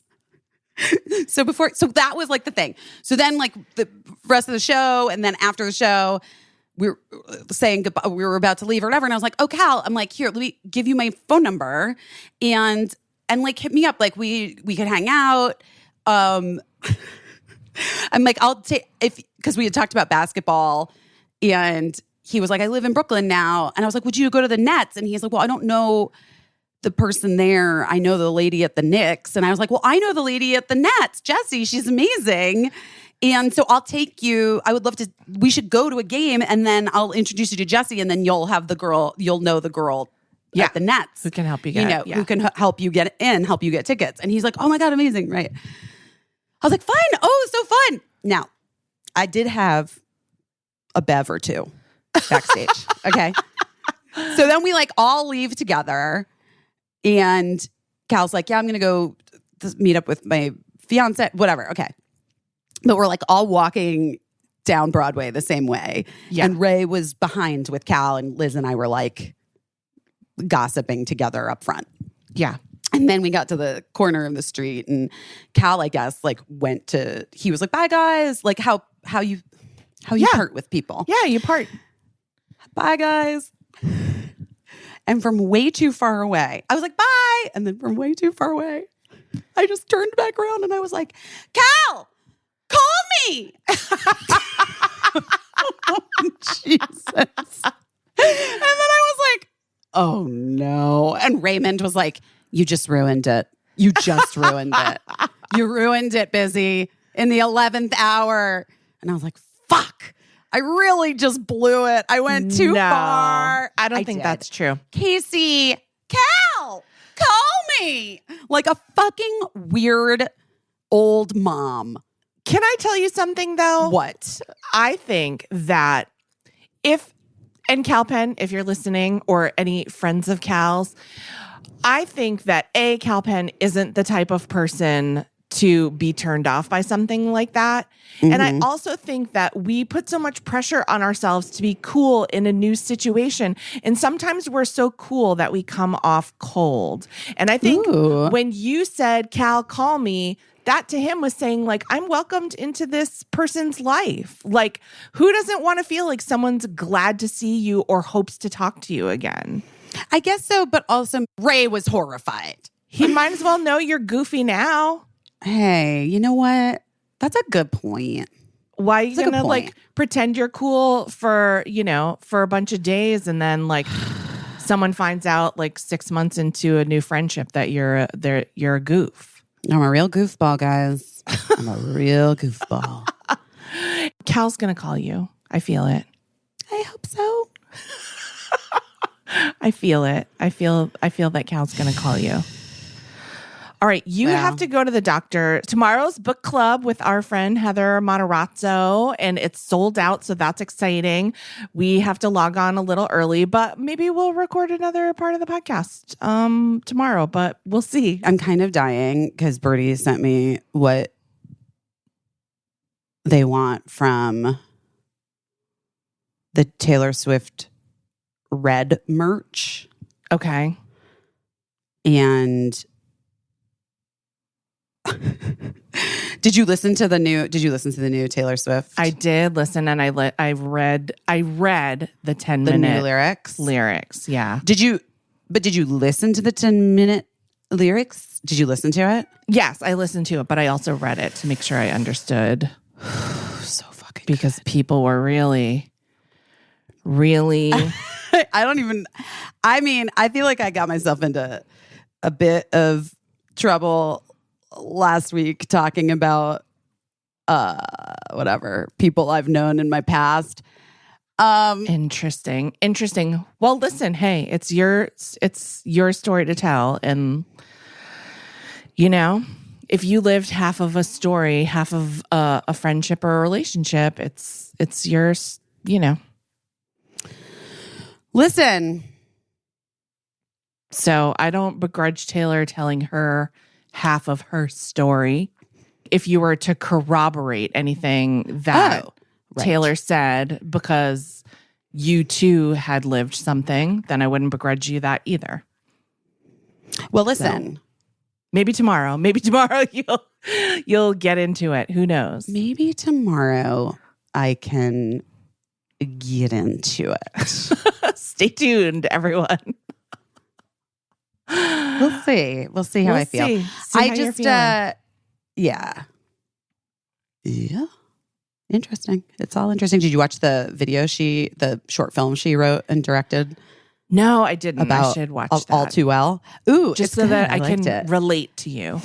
I got home. It. Yeah, I mean, this is people are like, really, like people at work, you're really deep into the Taylor thing. And I was like, guys, I have done a thing in order to like connect with my kid. Yeah. And know what my kid is talking about.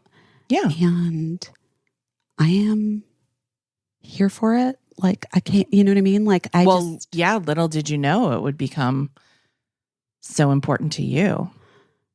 I mean, I don't know if it's so important to me. I'm not going to, you know what I mean? But like, I do love it. And also I have like a wild connection to some of the lore. The material. The lore. Some of the legend. The legend and lore of Taylor Swift. Yeah, I do have like a weird personal connection to it. And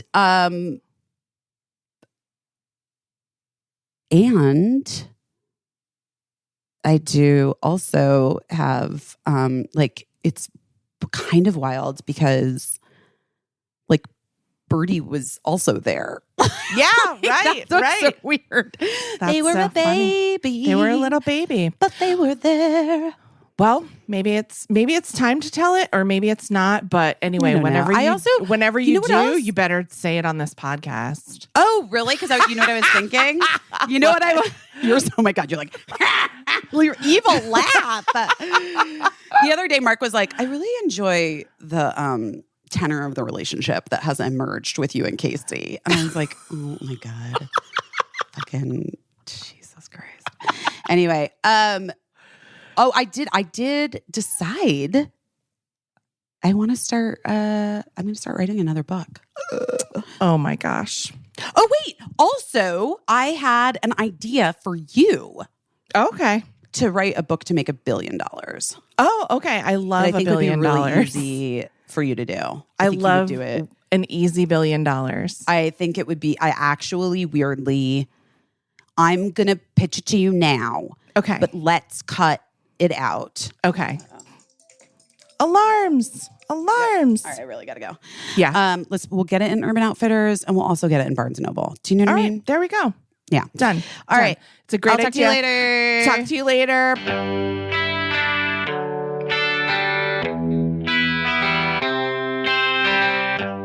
Each and every, I wore it today.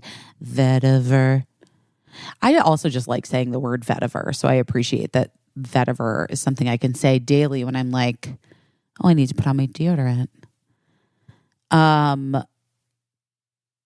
Each and every, guys, you've heard us talk about it. We love it. We don't stress that body odor because each and every is the only deodorant we trust.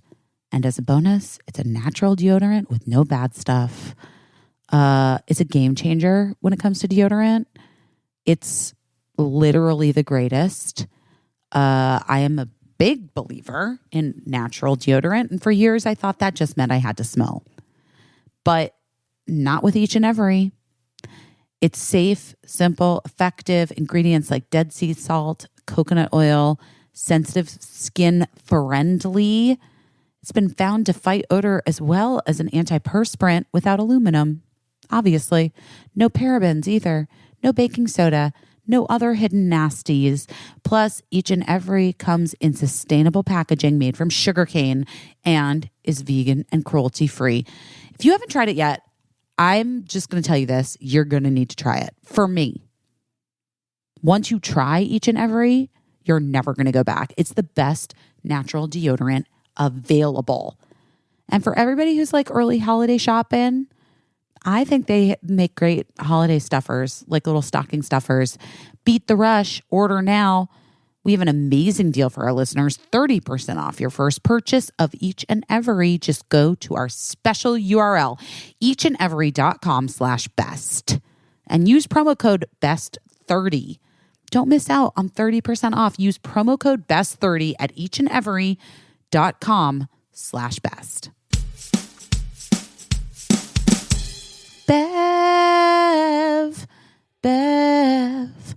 Bev, it's that time of year. Bev is perfect for holidays and parties and events, and it's great for gifting and also sharing with your friends.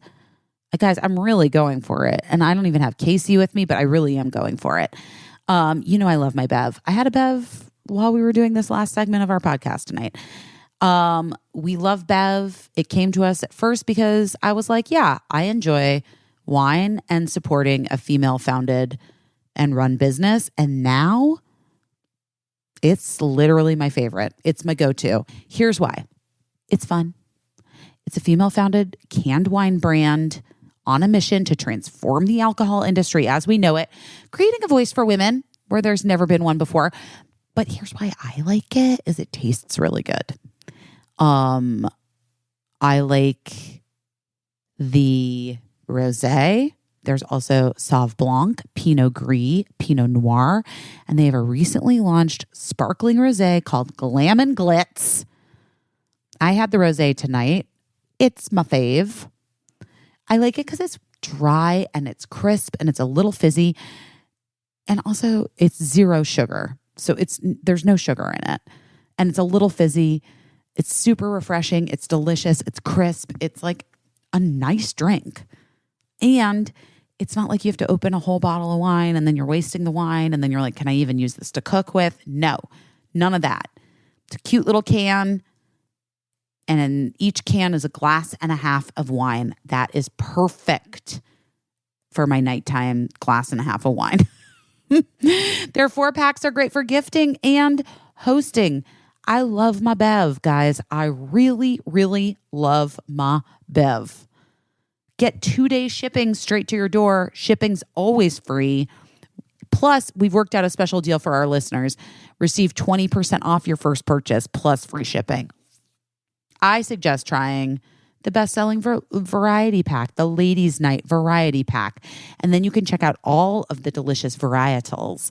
Go to drinkbev.com/busy or use code busy at checkout to claim the deal. That's drinkbev.com/busy.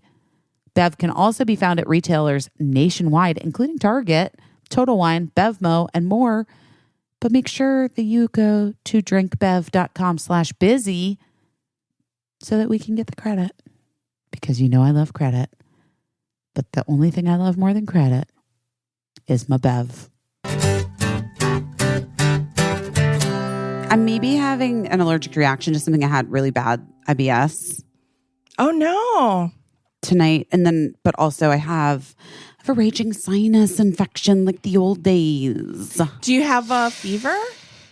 No. No. I do not.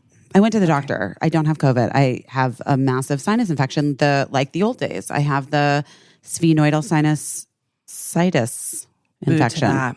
Boo to that. Don't love it for you. I don't love it either. And God, so much has happened, Caissie. We went and we saw Taylor Swift. Oh, you did? I was wondering. We did it. I was we wondering. we went to the dress rehearsal. Yes. We should tell everyone that it's Sunday now.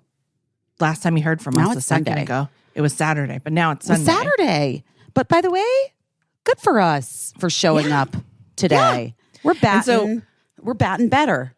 We're whatever. I still didn't look into what batting averages it doesn't are, matter. But whatever. But it's like we're like 0.352 or whatever. Something. I'm guessing.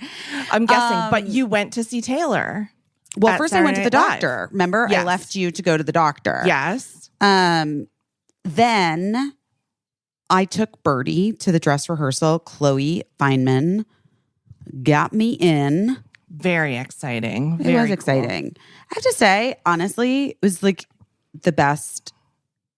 It was best case scenario. Now,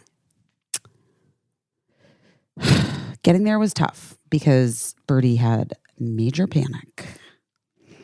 And it was in like a real meltdown. And even in the lobby, if anyone was there and they saw, well, but anyway, Birdie had like a major melty in the lobby waiting.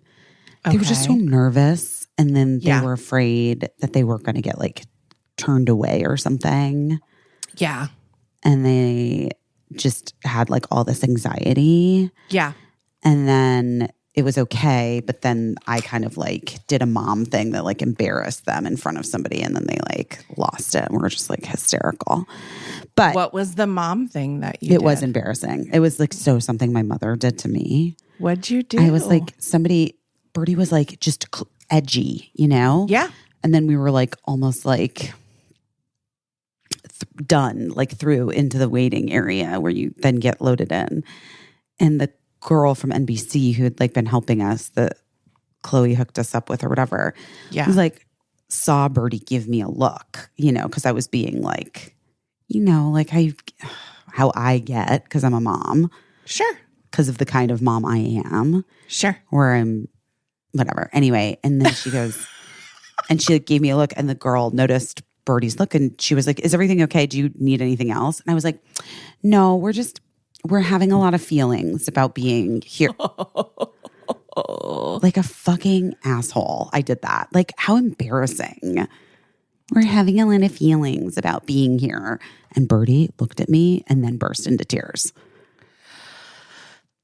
More feelings. That's Dan from Side Door. Can you see me? Yes. How you doing, Busy? I can. My older kid my kids are younger than yours. My older one is 8. But I don't know if kids are just aging quicker now than when they I was are, a for kid. sure. 100%. Yes. Mm-hmm. It's wild. Listen, Busy, it gets better when they get older, but not 100%. Right. Feelings. We're all having a lot of feelings. About But being here. the important thing is you got in to see Taylor. Was it amazing? Well, so then we just had to take like a fucking minute Yeah. in the lobby. We calmed down. A security guy who I recognized from times I've gone to be a guest on Seth came over and brought me some water with Bird. Oh, nice. It was nice. We calmed down. That's Okay. I sound like my fucking mother. Anyway, and then we went in and it was like literally fucking magic. Oh my God. Heather Matarazzo just joined us. She's here. We should explain to everybody before we resume talking about Taylor Swift on Saturday Night Live, we should say to everyone that the reason we're killing two birds with one stone right now because we're doing a tech check for our live book club tonight. Heather Matarazzo is joining us. Then we were like, hey, let's record it for our 10 minutes per day podcast I'm so sorry, you experiment. guys. I didn't realize that I was bugging in on the podcast. Come on. It's very fast and loose. I'm sure you don't listen to it, but this is it. You know what I mean? Yeah. It's not, Dan is a musician, Dan Mangan, but he owns the company Side Door that is running the book club for us tonight. And the virtual event that many of you bought tickets for. Thank you for that. Heather picked the charity, which is Dolly Parton's Imagination Library. So all the proceeds from tonight are going to Dolly Parton. I mean, that's right. To buy books. That's right. Kids with imagination. By the way, can I tell you guys something for real? What? So because of all the moving and like whatever, I couldn't find my copy of the book.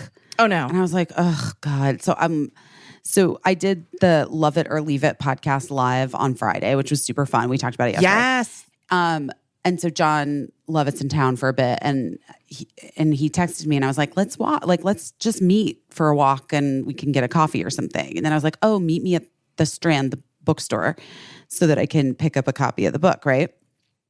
He's like, sounds great.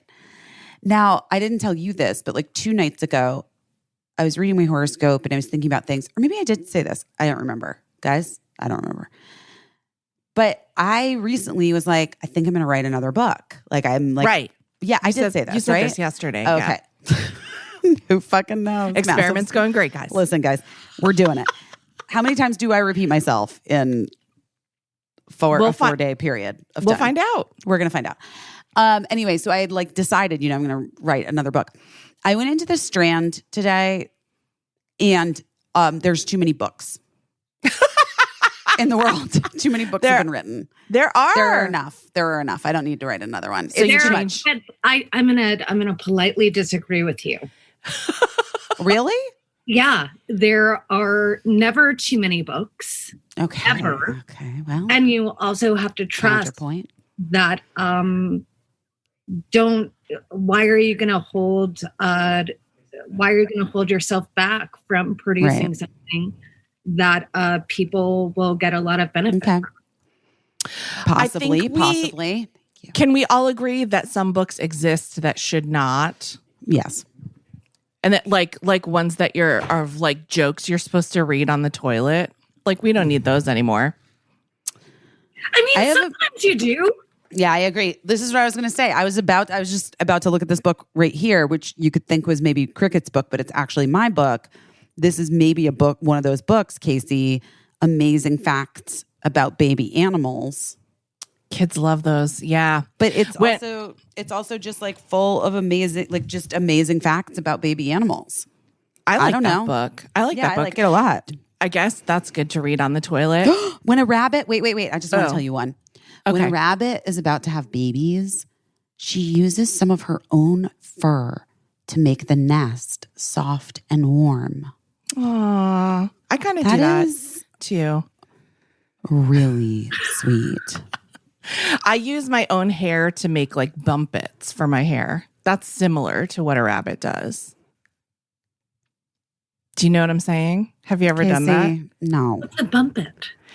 It's like when you want to have like a bump in your hair, like a little poof or like a you don't remember bouffant or bumpets, whatever. Heather? Heather never was a part of bump it culture, apparently.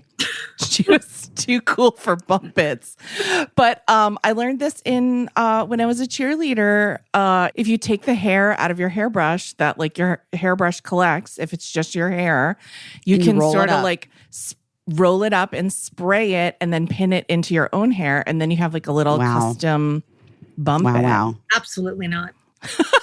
Of your own dead hair, your own corpse hair. No. No, I don't want it either. Oh, it's cute when a rabbit does it, but when I do it, gross. The rabbit's not putting it to make a fashion statement. The rabbit is weaving it into its nest so that the baby feels cozy and comfortable and smells its mom. You don't know what rabbits do. You don't know their lives. Honestly, valid point. Valid point. Anyway, so wait. So Birdie was like losing their mind about that we were going to get, that we were going to see Taylor Swift. But this is so wild and also really ties into the book club. Okay. And it's so weird because I don't know if I want to talk about it right now or later, but maybe I'll just do it both because it's fascinating. Okay. Now remember, Heather, my older kid is 13 years old. Mm-hmm. And really like very, very a thinker, Yeah. And Birdie goes, I was like, what? Like, I was like, trying to be cool. Caissie, you know it well. Mm-hmm. Trying to keep my cool. And Birdie was like, it's just after they'd calmed down of the embarrassment and me embarrassed, whatever, calm down. And we were like going to go in. And I was like, what now? I could see the look on their face. And they're like, it's just, we have to turn our phones off. Right. And I was like, well, yeah, I mean, yes, we have to turn our phones off. And then Birdie's like, and I mean, COVID, whatever, I'm not going to get to like meet Taylor Swift or anything. And I was like, no, we're not meeting Taylor Swift. We're just going to watch the show. And Birdie was like, I know, it's just like, if you don't record it, or you don't have a picture, like, how do you even know you did it? Well, picture, it didn't happen. No, but this is an actual feeling from a child. Feeling, yeah. Wow. And I was like, well, you have to learn how to have an experience. Mm. That's like a 21st century version of the tree fall in the wood question. Yeah, it is. Yeah. It's exactly what it is. It's exactly what it is. And I was like, well, you have to learn how to just have an experience for yourself. And Birdie's like, I'm not posting the pictures or the videos anywhere else. It is for myself. It's so that I can remember it and see it. If I don't have that, how do I even remember it? And I was like, Birdie, you remember things all the time that you don't have pictures or videos of. And Birdie was like, do I? I'm like, wow. I don't know. What have we done? But then, so there was that like sort of esoteric conversation, whatever. But then the like energy of all the other fans that were so excited to go in, and be able to be there was really exciting. Isn't that crazy? Doesn't it remind you of the book? Kind of? Yeah. Yes. I mean, Heather, how was the rest of your birthday time? it was great. It was great. Yeah. And how was working? Yeah, work was great. It was a lot of fun. Good. It was a lot of fun. I saw your pictures from the set, getting your hair did. Yeah. Hi, guys. Very exciting. I'm like just told to post more. I always have this thing where I become paralyzed because I'm like, A, who the fuck wants to hear from me about anything? B, I never really think to post. Right. You know what I mean? Are we talking about Instagram? Yeah, Just Heather was posting in shooting general. something. Yeah, Heather was shooting something the 2 days this week, and so she was posting pictures from set. But you guys have the opposite problem because you're reprimanded for posting. I feel like via memo. I can't even get into that. That like it drives me so insane, Heather. Like I essentially like have made myself a businesswoman from my Instagram. Like I've built a whole thing from it. We can all agree. There was an article written about it in the New Yorker. For God's sakes. Yeah. And the publicity people at Peacock are like, you're not allowed to, you can, like, you can only post what we ask you to post, and it has to be like when it's approved. And I'm well, like, let me ask you this then. well, okay. Considering that you have become a businesswoman of Instagram, how much are they then paying you per post? Correct. So we've gotten into like, this was a whole conversation. This was a whole conversation because, yeah. Because that's like putting that, because that's like saying that you're on hold for work and Right. you're not allowed to audition or do anything else because they exclusively own your time. And so then it's like, then you need to fucking pay me, bitch. Right. Well, that has been an argument that has been used by the people on my team and by me, but they've been okay about letting me post for other brands and things, but they are just like, it's just weird. They just have all of these rules, all of these like arbitrary ideas of what is going to be successful for, and it's not. It doesn't work. That's the thing about like all of social media is that I think like if you're a person who is able to like in the public sphere or whatever, an entertainer, and you're able to connect with the people that enjoy your work or enjoy you, Mm-hmm. that's like an intuitive thing. Mm-hmm. And then there's no business in the world. There's no PR person or algorithm that then knows better than what your intuitive sense of what like your audience, how they would like to hear information or get information or know information. There's no algorithm in the world that would beat that. You're your own best algorithm. You're your own best algorithm. If you're a person that's good at it, some people fucking suck at it and they need an algorithm. And they need to be told.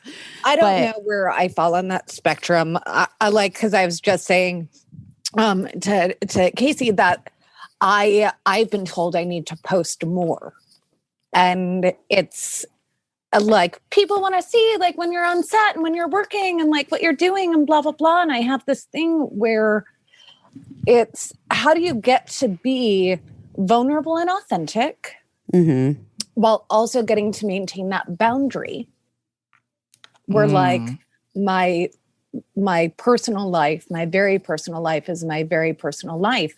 And does that even exist anymore? Like what? Like it does. I think it does. I mean, as someone who I think kind of does both, don't you think, Caissie? Yes, 100%. I think I like managed to do both things.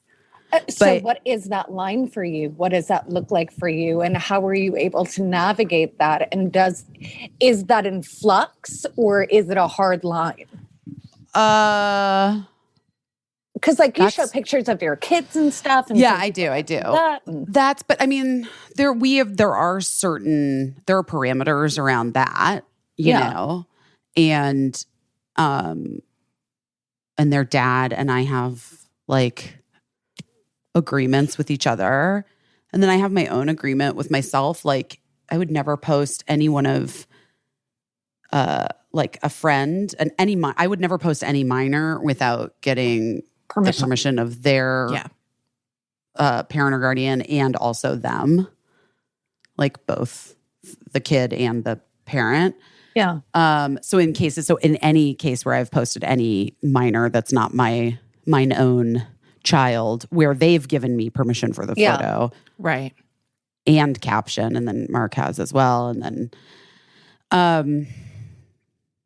but I think it sort of is a little bit ever changing. I think that things have to be because it's all constantly shifting and changing. And so, you know, Birdie specifically went through a period of time where they were like, don't put me on your fucking Instagram. I don't want to be in any pictures. You can take pictures of me not posting anything. And that was when the QAnon people accused me of selling Birdie into child sex slavery, I believe. Right, Caissie? Yeah. I'm not even kidding. Like Pizzagate or like QAnon. It was like when pre-QAnon. Yeah. Where's Birdie, Busy? Where are you hiding Birdie? Like there was like this whole period, very short period of time pre-pandemic. When she would post a picture of Cricket, I feel like it was like I would post it. Yeah. I would post a picture of my younger kid Cricket, and there would be like all these weird comments from like a very specific type of bot person that was like, interesting that we never see pictures of Birdie anymore. Birdie did turn 12 last year. You know what that means. And like, it's like, so Lord. I was like, it really took me, I had to do some deep diving to understand what was happening, like what these people were insinuating or what they were like trying to, I mean, they thought that Wayfair was packaging children. And mailing you know them that, to right? people. Well, yeah. In pieces of furniture. When Birdie reappeared, did anyone apologize? Still waiting on that. Because was it really Birdie or is Birdie? Oh, Heather, now you've done it. Did I ever tell the story on this podcast about the Mommy and Me movies oh my God. You guys, when I first had Birdie, I mean, this was, well, we can do the math. We can all just do the math. Yeah. 13 years ago. So this was almost, by the way, maybe 13 years ago today. We don't know. I don't know. It may have been 13 years ago today. I was like I had a really rough time in the early months of being a mom. And I was like I really struggled. And somebody was like, I was trying to connect with other moms and like trying to do that thing. I don't know. I just didn't know what the fuck I was doing. And I was a mess. And a mom I was friends with was like, we should go, at the Grove movie theater and, at another movie theater, they do these Mommy and Me movies on like Tuesday mornings at 10 a.m. And I was like, what makes it Mommy and Me? And they're like, well, it's just like a current movie that's out, but like they don't turn the lights all the way off. It's just sort of like dimmed, and everybody, like new moms bring their babies. And so you can watch a movie that's out and bring your like newborn and not worry because they'll like scream in the middle of it. And like people just you can change their diapers and and I was like, oh, that's so great. Okay. Yeah. Let's fully do this. Like, yeah, let's do it. I need to do something. I need to get out and like not be afraid of the world. Because I was having like panic. I was having postpartum anxiety. Yeah. Yeah. So I go to the Grove. I'll meet you there. 9:30. It's like 9:30 a.m. on a Tuesday or something like that. And then I get a text from my friend Jenna, and she's like, "Oh my God, Killian had like a diaper explosion. I didn't have another thing. I'm not going to make it, but I love you, and like I'll see you soon." And I was like, "Okay." I go in, get my ticket, and like go in, and I sit down, and it's like all these moms and there's babies and stuff. The movie was the Angelina Jolie movie, The Changeling, which was about murdered children and about Good like one, guys. a kid who like disappears and then shows back. Another kid shows back up, and like, is it her kid? But really, it's like not my son. Yeah, it's like this like chicken ranch, the Porter Ranch, which is like in the valley in California, where there were like horrible murders, like these little boys in the 20s or something like that. Lord. This is the fucking movie that they showed for Mommy and Me movie, The Changeling. So anyway, to your point, Heather, is it Birdie or is it The Changeling? I mean, only time will tell. Wow. So insane. Wow. Well, the good news is you took many videos and pictures, so you experienced it. And maybe I just didn't post them all. Maybe you can compare. Now, how do you guys feel about when people post pictures of their kids, but they put like a smiley face emoji or something over their face? That's fine. Like, I always think it's so weird because I'm like, I don't know. I think it's so weird because I'm like, you want to show your kid's body, but not their face because like you don't want to. And it's usually generally someone really famous. There is a reason, though. There is a thing in that all of the social media they create shadow personas to be advertised to at a later time when they can identify who that is. So like even if your kid has never had their face on Facebook, but they have like a likeness on Facebook and they've never been tagged, they have nothing. Facebook is starting to generate an algorithm of who can advertise to this kid when they have a face and a name. Oh, that's wild. I don't think most people know that. So Dan, thank goodness you're here to make us fear more things that it's too late to do anything about. But I think most celebrities don't show their kids' faces because there's like obviously like the kidnapping fear. That's what I've always heard. But then I'm like, if everyone knows what your kid's face looks like, then it's harder to kidnap them. Yeah. I don't think that's why they don't do it, Caissie. Why do you think? I've heard the argument being that like they didn't choose a public life and they should be able to have anonymity in public when and if they decide to, enter into the public sphere should be their own choice, not just because their parent has like put them out there. Now, listen, my ship sailed. So then I was just like, well, I have a slightly selfish position in that I don't post pictures of my kids, but I love seeing pictures of other people's kids. But also, Dan, I am going to say something. I'm going to say something, guys. Maybe not that controversial. You're a dad. It's different. People don't care as much. They just don't. Like they famous dads. Yeah. Like, guys, did you even? I saw an actor. I'm not even going to say who it is, but we saw a famous actor walking with like 2 kids, and I was like, that guy's got kids. Like, who fucking knew that guy had 2 kids? He's a full dad. Like, people don't give a shit about famous dads. They only care. They really care about what the moms women. Mess up. Yes, and like if like women, obviously, like if women have the babies, Britney phenomenon. Sure, don't have that baby's head snap back. By the way, I did knock Cricket's head on something when they were a baby. Just no paparazzi caught it, so I was good. And I almost fell down a full flight of stairs carrying Eli because it was New England and icy. Like there was no paparazzi there because it was Leominster, Massachusetts. But I did almost really injure my baby and myself. I really injured myself falling with Cricket 2 times. Well, no one should give me a baby to carry, I guess is the... I was gonna knowing your track record with standing up, you're a real falling. Jennifer Lawrence. Yeah. I am. I am, except it never looks as cute on me. I'm just like down. I was like, remember when she was falling down all the time and people were like, she's so adorkable. And I was like, she should go to a neurologist. Stop it. I mean, if you fall down that much, you should check it. I don't know. Maybe she did, and maybe she was like, "It's fine. I just fall down a lot." But maybe I was she worried has about her. Ehlers-Danlos. I bet she maybe does. She has Evan-Dandos syndrome, whatever it's called, that we both have, and Birdie has. My aunt has Ehlers-Danlos. Ehlers-Danlos syndrome. Oh my gosh.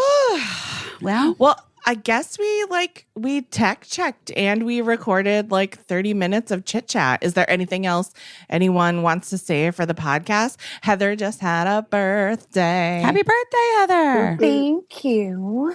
We went bowling and I was terrible. Oh my God, I love bowling. You were great. Listen, I didn't let it get me down. That's what I can say. I mean, I'll tell you, I had one too many Lagunitas. I really did. Yeah. Last year of my 30s. Very exciting. You did beautifully bowling. Your wife destroyed us all. I know. Destroyed us. I don't get it.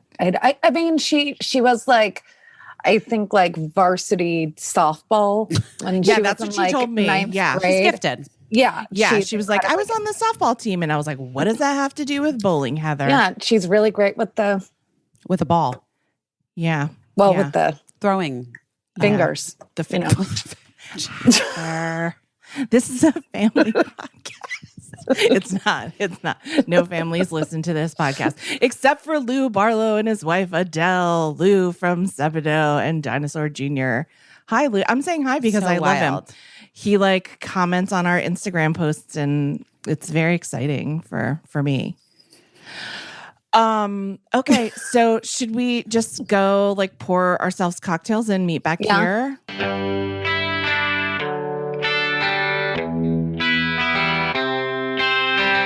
Ooh, Athletic Greens. I'm sad Caissie's not with me for this one because you know what? She loves some AG1. She just loves it. She does it every day. And I try to do AG1 every day. Sometimes I make it, sometimes I don't. And I don't let it make me feel bad when I don't get it in. Do you know what I mean?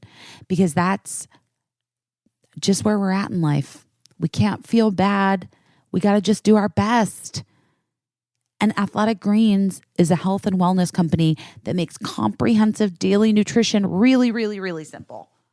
There's so many stressors in life. It's difficult to maintain effective nutritional habits and give your body everything it needs, all the nutrients, and it's busy schedules. It's, I don't know, bad habits. It's poor sleep. Everything can contribute to it.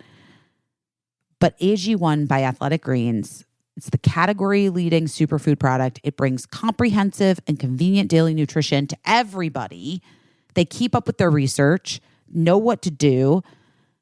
And look, taking a bunch of pills and capsules is hard on your stomach, and it's hard to remember, and it's hard to keep up with. And to help us be our best, AG1 has simplified the path to better nutrition by giving us the one thing, just one thing, with all the best things. You put one tasty scoop of AG1 into your smoothie in the morning or mid-morning or afternoon, and that contains 75 vitamins, minerals, and whole food sourced ingredients, including a multivitamin, including a multi-mineral, probiotic, green superfood blend, and more. In just that one little convenient daily serving, the special blend of high-quality, bioavailable ingredients in a scoop of AG1 work together to fill the nutritional gaps in your diet, support energy and focus, aid with gut health and digestion, and support a healthy immune system, effectively replacing multiple products or pills. And it's just one delicious, healthy drink.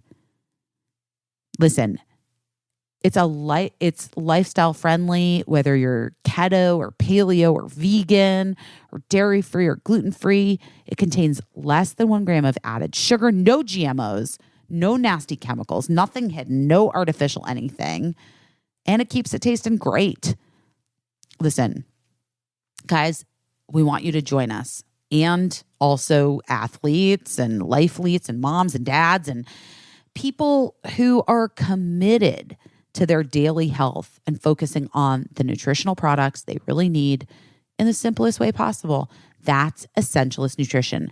So to make it easy, Athletic Greens is going to give you an immune-supporting free 1-year supply of vitamin D and 5 free travel packs with your first purchase if you visit athleticgreens.com/busy today. Again, simply visit athleticgreens.com/busy to take control of your health and give AG1 a try. Ana Luisa. Guys, we love Ana Luisa, which is a jewelry brand that has a simple but clear-cut idea. High-quality jewelry shouldn't cost the planet. That's ANALUISA. Ana Luisa believes that how they create their pieces matters just as much as why people wear them.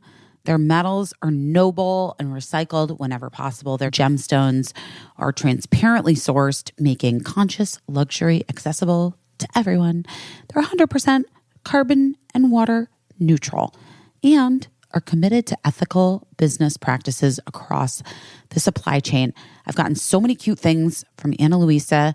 I especially love this little pinky ring that I've been wearing that has like a green gem on it. And it's quality, beautiful, versatile, long-lasting. And I love it. I also have a really cute little bracelet that I got from them as well. Anyway, guys, there are many different ways to style Ana Luisa's designs. If you're looking to make a necklace stack, highly recommend. A gift, there are gifts coming up. Gifting is coming up for people. Versatile designs, perfect to mix and match, wear every day. Ana Luisa releases new limited edition collections every Friday with pieces starting at just $39. So go treat yourself and a loved one. Use our code BEST to get your second piece for 60% off starting tomorrow, November 18th. Whoa. 60% off starting tomorrow, November 18th at shop.analuisa.com/best. That's spelled ANALUISA. I definitely recommend their jewelry. They're such a great brand for beautiful, sustainable jewelry. Once again, use the code BEST to get 60% off your second piece at shop.analuisa.com/best. You must be so tired. I'm not tired. I'm not going to lie. I'm probably, I guess I'm exhausted. Yeah. Yes, that's the word for it. Also, you know what? Turns out our experiment, which I thought was going to like save time, just made more time for me. Yeah. To have to do stuff. It didn't work for me. You know what though? We tried. And we tried something. Gina is just demanding that Busy pat her. Oh my God, Gina got floofed today because, oh my God, I'm doing this job tomorrow for Purina for the National Dog Show, which I'm like cute. So excited about. That's very exciting. And Gina gets to come with me. So exciting. She's had a real week of, that's her second floof of the week. I know. Well, she got floofed. Yeah, she got floofed. Yeah, I guess it's, 2 floofs in 1 week. I know, because I was just listening when we talked the other day about her floofing. So we tried this experiment. It didn't work. We had a slightly better than 50% success rate. Of checking in every day. In terms of attendance. But you know what I would say? I think that if this dog is going to fucking kill me right now. I can't. You guys, you can't see this because this is a podcast. How do you describe mauling me? She's like, she's pawing me aggressively at you so that you'll pet her. My more psychotic dog does that. The one that I'm pretty sure knows how to hold a knife. And so I always just pet her when she does it because she's like the that kid in the cornfield in the Twilight Zone episode where everyone's like, "Oh, yes, it's very good that you did that." You know, she's there's something off.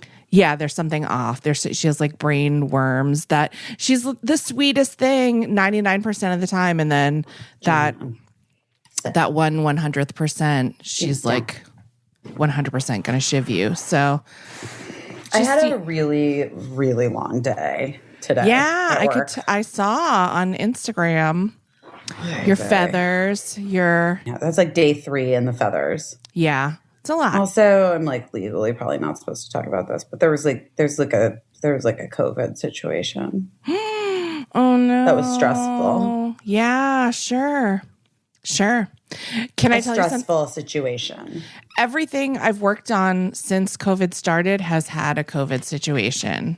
And it is this one stressful was every time. Stressful. Oh no. Was it you? So it was not me. But it might be soon. We'll find out. God. Yeah. It's not great. Okay. Well, prayers up to everyone. Prayers up. Prayers up. I mean, yeah, I don't need anyone else to get COVID starting now. Everyone's done. No, I'm done. I'm done with it. Oh, wait, I have a new med test result live on the pod. We're going to find out if I have COVID. Oh my God. I'm going to assume. I'm gonna assume. I'm going to assume that if I did. You have Italianism. You have Mario. I don't know what's happening. Negative. Negative. Okay. But do you have to go retest like in 3 days or something? I have to test every day this week. But also partially because there may have been, it was like an exposure that, well, it was an exposure. I was exposed to somebody who then tested positive, asymptomatic, mask wearing person. Yeah, of course. I mean, yeah, it happens. It's very stressful. It's draining my bev. What are you going to do? We can't, nothing. There's nothing we can, there's literally nothing we can do. No, but you guys, listen, I wanted the experiment to work better. Maybe if it had been an experiment that had been done when I felt less weird in my life, when I didn't feel, this week was weird for me. I had a weird week. My nose is so red. It's Your nose hilarious. is very red. I ate gluten for dinner. I was like, fuck it, I can't. You just had a big plate of gluten? I had one little triangle of pita. Okay. It's a lot of gluten in there. And then I ate a breaded chicken cutlet. Well, that's just full breaded. It's breaded as in the name. Listen, in case you don't know, when Busy and I first started working together a few years ago, after being friends for a really long time, but not enough that we would know all the intimate details of each other's lives, she was offering me some bread product. And I was like, no, I don't really eat that too much. And she was like, why? Do you have celiac? And I said, no, it's not that bad. It could be worse. But when a friend of mine who did have celiac once pointed out to me that every time I ate something with wheat in it, I sneezed like 40, 50, 60 times. And she was the one that noticed it. Too many sneezes. Yeah, too many sneezes. Because I would always apologize to her first. I would be like, I'm so sorry, I'm about to eat pizza in front of you. And she'd be like, don't worry about it. And then like the 100th time, she was like, just FYI, you have a fucking sneezing attack of the worst kind every time. So I took her advice and I stopped eating wheat. And then I stopped having these like wild sneezing attacks constantly. Like, you know, you sneeze like 60 times, you're definitely 100% pissing your pants a little, you know? Yeah. Yeah. So, it was miserable. Like people would want to kick me off the Metro North train when I was commuting if I had like a bagel. It had to stop. So anyway, I told Busy, I don't really eat that. I don't really eat bread. And Busy was like, oh, okay. But then later, she admitted to me that she thought that I was just kind of like, you know, like being like how people are like, oh, I don't eat gluten or whatever. But then she said, now I think that you have cursed me because you're a witch. And now every time I eat bread, my nose turns all red and I get runny. And do you sneeze? No, I don't sneeze. Oh, thank God. I'm glad for that. But your nose does get red and you get all stuffy and... It's not stuffy. It's like, it's weirder. It's just my nose turns bright red. It's so weird. Well, listen, nothing else happens except for my nose turning bright red. That's like a trend now, I feel like, having like a very red face. I've noticed that the YouTube makeup tutorial. Oh, yeah. Birdie was doing that for a minute. Lots of blush. Yeah, blush like all the way across from cheek I don't know. over nose to cheek. I guess so. I don't know, guys. Anyway, if I did curse you, I didn't do it intentionally, and I don't know how to reverse it. Sorry if there was like an abrupt end to the recording yesterday, but there was stuff. I said stuff, and then it was like, I was like, Caissie, we got to edit it out. I can't deal with this right now. And you know what, guys? You just have to trust me on this. You just have to trust me that in this moment in my life, it's not that you can't handle anything. It's not that I don't trust you. I do. It's everyone else. Personally, well, no, it's me. I personally know my limits. Yeah. And when we talk about, sometimes people talk about emotional hangovers or whatever, like that shit's real. Yeah. And you need to like take this into your own life, guys. I'm just going to say this to you right now. Sometimes you think you want to share a thing.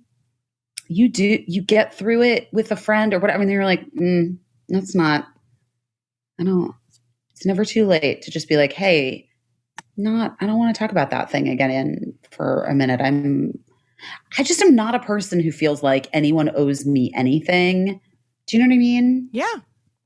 I don't. I never feel like that. I don't feel like anyone owes me like an explanation or I don't know. Does that make sense? Yeah. I mean, I get the point that you're trying to make. Sometimes people do not owe you something, but you deserve something. And sometimes you deserve an explanation. But yes, I get what you're saying. In this situation, we're all free to do what we like. And yeah, I didn't blame you for wanting to cut the thing out where you just talked about something that I just don't want to talk about right now. You just don't have I just don't have the bandwidth. Yeah. The spoons to deal with. Say. The what? The spoons. What does that mean? It's like, have you ever read about the spoon theory? When motherfucker, there's a theory about spoons. Well, it's good actually. You'll like it. It's up your alley. Spoon theory is a metaphor that is used to describe the amount of mental or physical energy a person has available for daily activities and tasks. The theory was developed by Christine Miserandino as a way to express how it felt to have lupus. She used spoons to provide a visual representation of units of energy that a person might have and how chronic illness forces her to plan out her days and actions in advance so as not to run out of energy or spoons before the end of the day. It has since been applied to other phenomena such as disabilities, mental health issues, marginalization, and other factors that might place an extra, often unseen burden on some individuals. So often when I'll see among my friends, like in writing groups or whatever, somebody will say, does anyone have the spoons to read a draft of my latest whatever?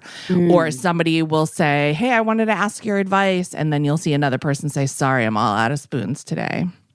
That's that. Okay. You're out of spoons. Okay.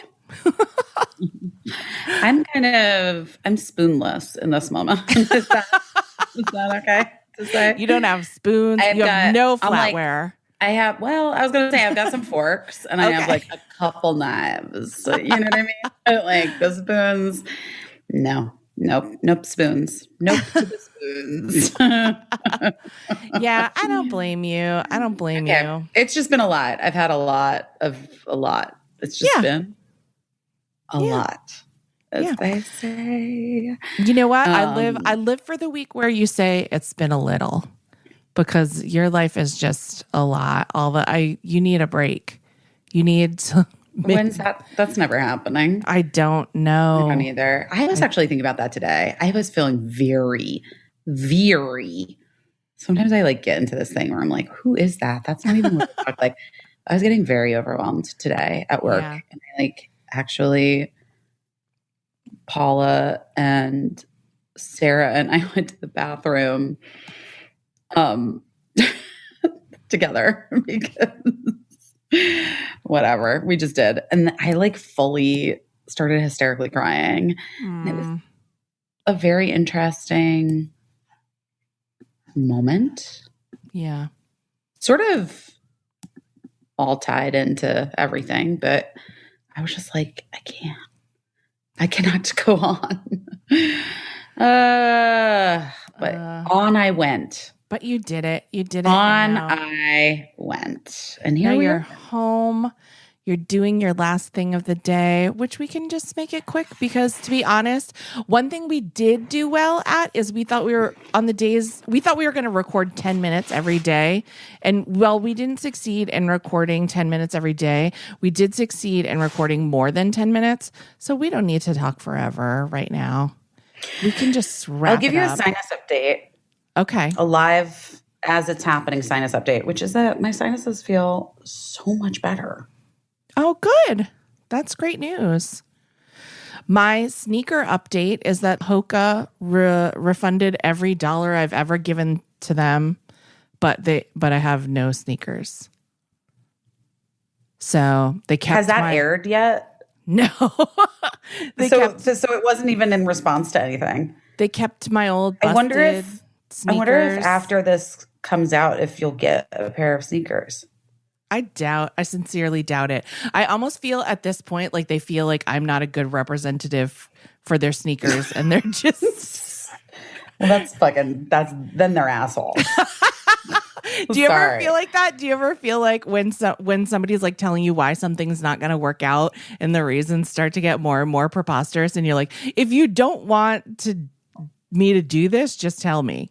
You know, that's a little bit how I feel about the sneakers. But I got all my money back. I don't know if I'll ever get my old busted sneakers back. You're never getting them back. They're gone. They're dead. Yeah, they probably shredded them. They're somewhere else. But they're somewhere else now. They're with Elon Musk in space. They were shot into space with Elon Musk. I'm even now, I guess. I'm not out any money, but I'm not in any sneakers. And we sold RIP Prius for parts last night. Was it? You said it was creepy. It was so creepy because Eli just put it up on Facebook Marketplace. Oh, God. And I already don't like this. He got like 20 messages within like a second. And there was one really nice man who offered us like a price for it that seemed fair considering the engine was broken. And so he arranged for that guy to come, but another guy that was interested in it just like figured out our neighborhood, showed up and like rang the doorbell and was is it because you've basically said where you live on this podcast? Yeah, I think he listens to the podcast, and so he knew where we lived. I think it's that he matched my God. He matched the photos to like that's fucked up. Spotted the car. So he rang the doorbell. I don't like that. I didn't like it either. And then he was like, I'll give you this much. And Eli was like, no, somebody else is already coming. And he offered a higher amount of money. And he's like, and I said that we'll likely sell it to him. So, and we didn't arrange for you to come. And the guy was like, the guy said something really horrible to him. And what did he say?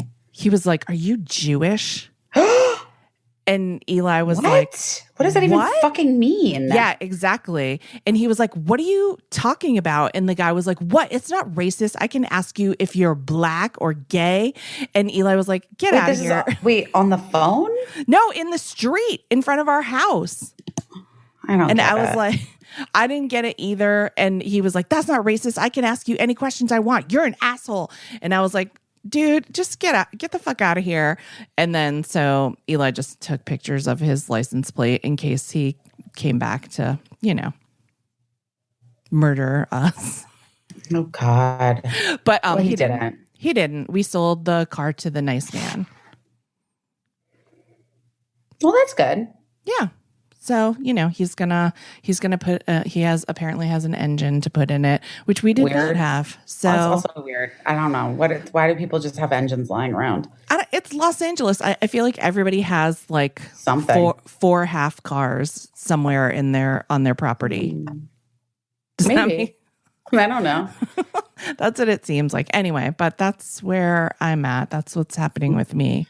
I don't think I have anything else to update anyone on. We did the book club. It was wonderful. Oh, yeah. People loved it. It was really, really nice. Heather Matarazzo was so great, and she had such a wonderful time. She's great. She texted me today, and then I didn't text her back, and I feel bad about it. And I will text her back, and I love her. And if she's listening to this, I love you, Heather. And I saw your text, but I was overwhelmed by life and crying in the bathroom with Sarah Bareilles and Paula Pell, and I just couldn't handle it. I'm sure she understands. I hope so. Yeah, she gets it. But yeah, the book club was so great. And thank you to everyone that came out. And thanks to everyone that bought tickets so that we can write a nice check to Dolly Parton's Imagination Library. And how much do we know? I don't even know because I don't know anything. How much are we writing to Dolly? I think we made like $4,000 to send to Dolly. That's very nice. Yeah. And so that'll buy a lot of books for kids. So that's exciting. And and it was just great. And Dan Mangan, who you heard earlier on the podcast, did a beautiful job. If you are a performer and you want to hold virtual events, totally urge you to do it through his company Side Door. They're wonderful. And I think that's it. I'm still like working away on the newsletter. We have to talk at some point for 10 minutes so I can tell you all I've learned about the world of newsletters. I'll tell you everything I know. Okay. But everyone's been nice. The newsletter world is full of nice people. Well, that's nice. It's good to know. Yeah. Here are the thoughts that I've been having. Let's hear it. Number one, I do want you to write that book where you can just get rich and write it. Okay. No one's ever written a book and gotten rich except for J.K. Rowling, and she's a TERF or whatever, so fuck that. A TERF? Is that what it's called? A Smurf? She's a TERF and probably a Smurf. I don't know. Wait, by the way, why didn't they call it a Smurf? I feel like that would have been, well, Smurf, I guess, is already a thing. It's already a thing, and like TERF stands for a thing, and so trans exclusionary feminist? Radical feminist. Radical feminist. Yeah. Why radical? Is she even radical at all in any way? She's just an asshole. I mean, radical's such a strange word, right? Because it means extreme, and like sometimes extreme things can be good, but generally they're bad. I'm a radical feminist. Yeah, but you're not a trans exclusionary radical feminist. Not. You're not someone who's like, I'm so feminist that I can't include trans people. Like that's what I think TERFs think. Like they think that trans people are taking something away from feminism. I know what they think. When we know that trans people are adding to feminism, and that, of course, lighting another candle doesn't mean that your candle goes out, or whatever the fuck your mom says when you're. Didn't you watch Hamilton?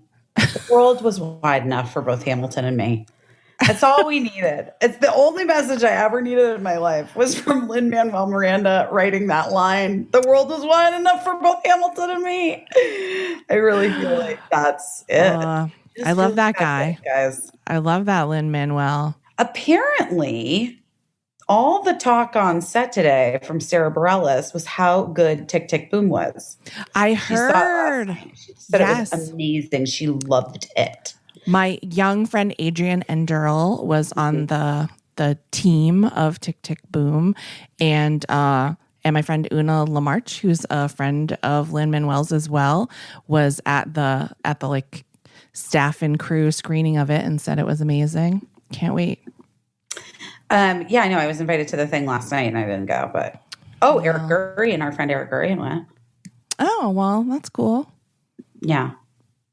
But Sarah was really raving about it. She said it was incredible. So I'm excited to see it. I'm not going to lie. I'm probably not going to see it. I'm not going to lie. I'm just not going to lie to anyone about what's going to happen in the future. I'm going to bet you money that I'm not going to fucking see it. Don't you think at some point like a DVD of it is gonna... No, a DVD? Mom, excuse me? I just got a DVD of Spencer. How the fuck are you going to play it? On what? I have a DVD player. You do I have not. A disc drive. I You do. Not. You it's do a not. projector. I'm going to watch it on a big screen. I'm going to watch Spencer on a big screen. Was that for me? Did I give it to you? That projector? No. Oh. We've always been a big projector family. I think a projector is amazing. I think it's like get the biggest TV you can get is what I say. The best thing you can have. You can play video games on it if you do that kind of thing. Shadow puppets. Paula Pell's really great at shadow puppets. I'm really in work mode right now, guys. I'm sorry. Yeah, you're just your comedy biz. Well, no, I'm not even comedy biz in this moment, but like my only frame. I've been at work. Well, wait, for the last 48 hours, I've definitely been at work for 24 of those 48 hours. I feel like I've been at work for half the time I've been alive for the last 2 days. Yeah. So then like everything just starts to become, everything in your brain just becomes about work. Sure. And the people that you work with. And you're like, oh, that's like when Sarah said this, or that's when Renee said, people are like, what? I don't know those people. Well, listen, that story is like like listening to a dream. I'm so fucking tired, you guys. Well, so you're tired. I am tired. And then I had that raging sinus infection, and I did start to feel better today. Yeah. I took care of myself though yesterday. Yeah. I was supposed to go to like a dinner thing that was like, like a fancy dinner thing. Yeah. And I canceled it. I mean, I canceled my participation in it. I said, wow, I need to rest. And so then I went home and you were like, do you want to record? And I was like, no, I want to go to sleep.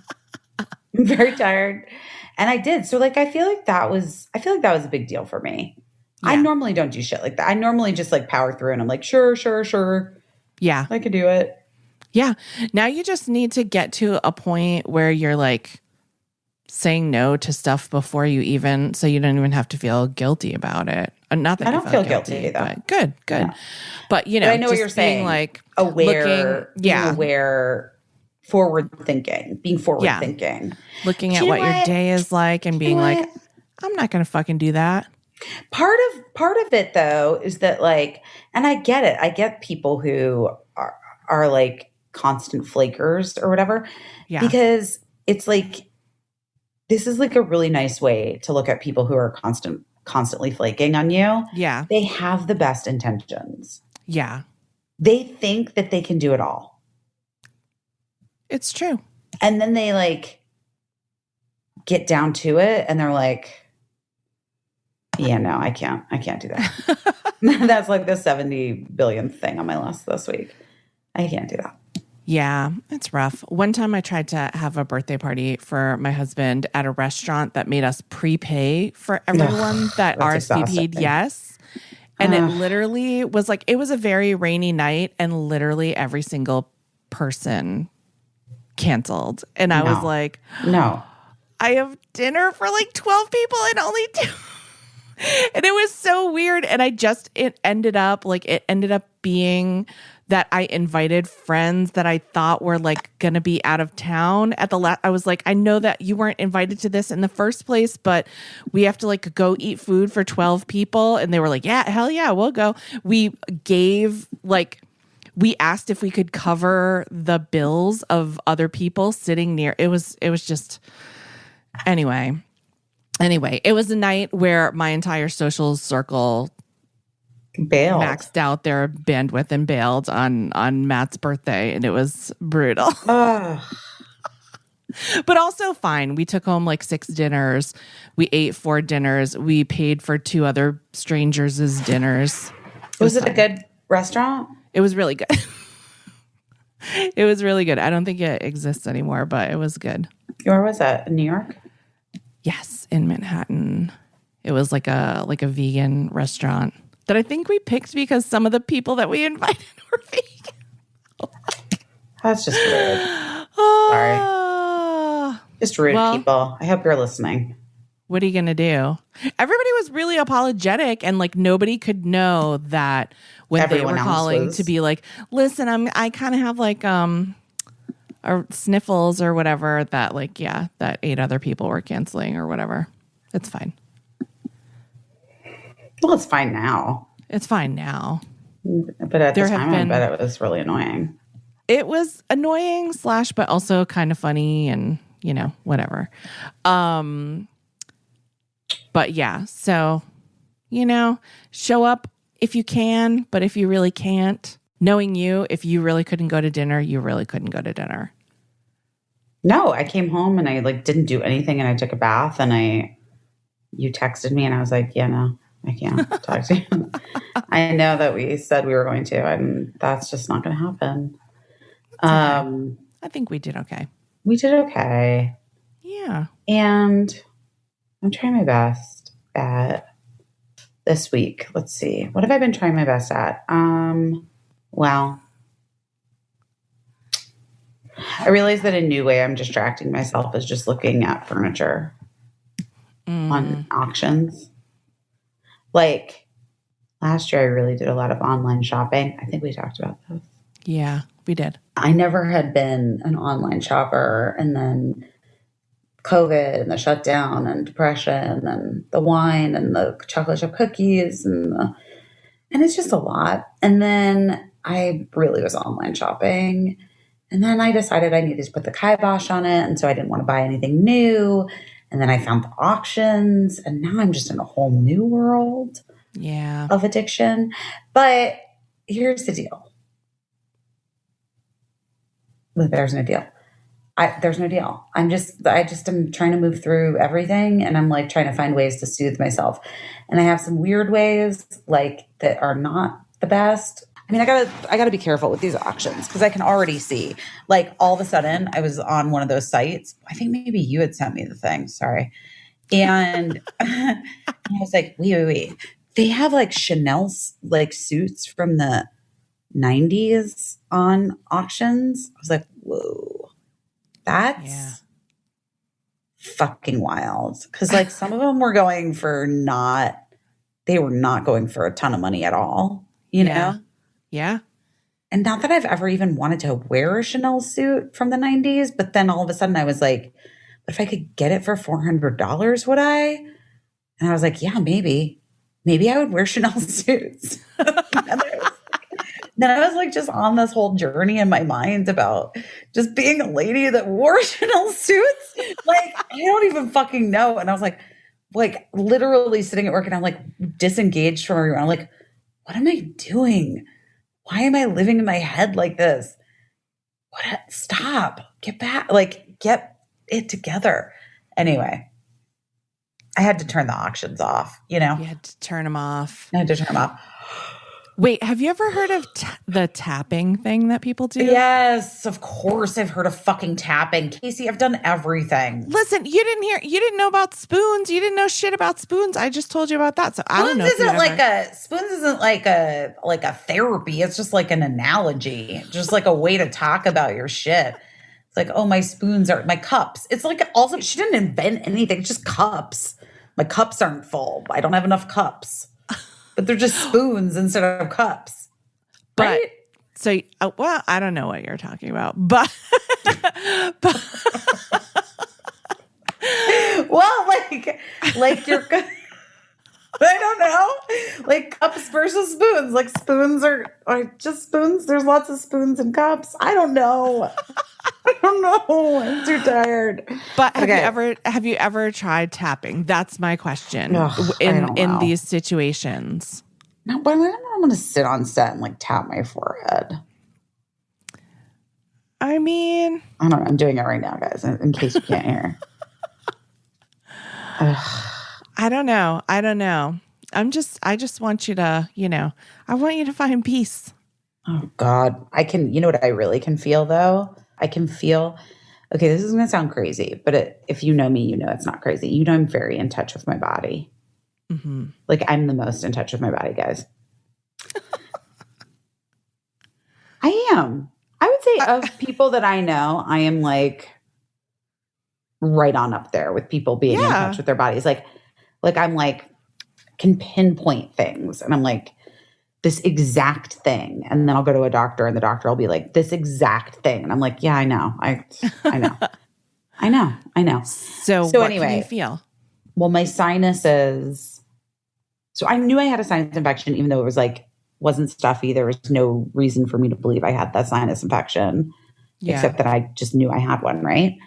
Okay. I can feel like exactly where there's like a clog in my sinus right now that needs to be neti potted out. I'm probably going to go do it. And it's disgusting when it happens. Like, ugh, it's so gross. Well, we should probably let you do that so that you can get also that. Just like, it's like 4 p.m. where you are or whatever. And it's like 10 here and I'm about to fall asleep and I have to wake up early tomorrow. And I can feel my sinus pain. Also, there's going to be a full moon this week and an eclipse. Right. Yeah. And people wanted to know, should they charge their crystals? Because it's like a blood moon. I don't think so. I mean, better safe No, than sorry. Well, listen, what do you mean safe? Like to charge them? No, I'm saying don't charge them if you're. Well, it's not about the blood moon. It's about the eclipse. I Googled it, and here's the first headline that came up. I Googled blood moon charge crystals, and the headline that came up first is what to do if you missed our warning and charged your crystals under the harsh energy of the eclipse and the blood moon. This is what I'm saying. Don't do it, guys. Just get the fuck out. Don't do. In fact, hide your crystals. Hide your wives. Hide your children. Hide your money. Hide. Remember the that? salami. Remember that? Remember that? Remember that viral thing? Yes. What was that? And then Kimmy Schmidt. That was what Kimmy Schmidt. The opening of Kimmy Schmidt. That was what they like ripped off. Remember? Yes. Or like that was what they were parodying. That's my friend Mike Britt. Parodying. Who's Mike Britt? What are you talking about? He's the guy in the beginning of Kimmy Schmidt. Oh, really? Saying, yeah. They're alive, damn it. It's a miracle. They're alive, damn it. It's a miracle. And then it's like it gets auto-tuned. Yes. Redone. Wait. What is that? Hide your wives? Antoine Dodson. Hide your kids, hide your wife. I don't know. That's a good question. If he's okay. Sometimes I think about people. I'm like, are they okay? The grape stomp lady. He's slamming in your windows. He's snatching your people up. Trying to rape them, so you gotta do so. Hide your kids, hide your wife, hide your kids, hide your wife, hide your kids, hide your wife, and hide your husband. Because they're raping everybody out here. All right. So anyway, Antoine Dodson, he's on Instagram. Somebody tried to sell the auto-tune of his newscast as an NFT, and he tweeted, "I can't believe no one bid on the hashtag Bed Intruder song on NFT virals just 5 days ago." So he's all right, but his NFT didn't sell. No. And he can't believe it. I can't either. To be honest, hide your wives, hide your kids. Oh my gosh. I mean, Jesus. He wasn't wrong. No, he wasn't wrong. And speaking of which, I guess I got to go take care of a child as well now. So we love you. We'll talk to you soon. Sorry, this was a disaster. Don't apologize. What's to apologize? I don't know. We tried. We did fine. Yeah, we tried something, and we'll be back next week trying something else. Well, just keep trying, guys. We're trying our best. All right, guys. We love you. Bye. I don't know what I'm doing, but I'm doing my best.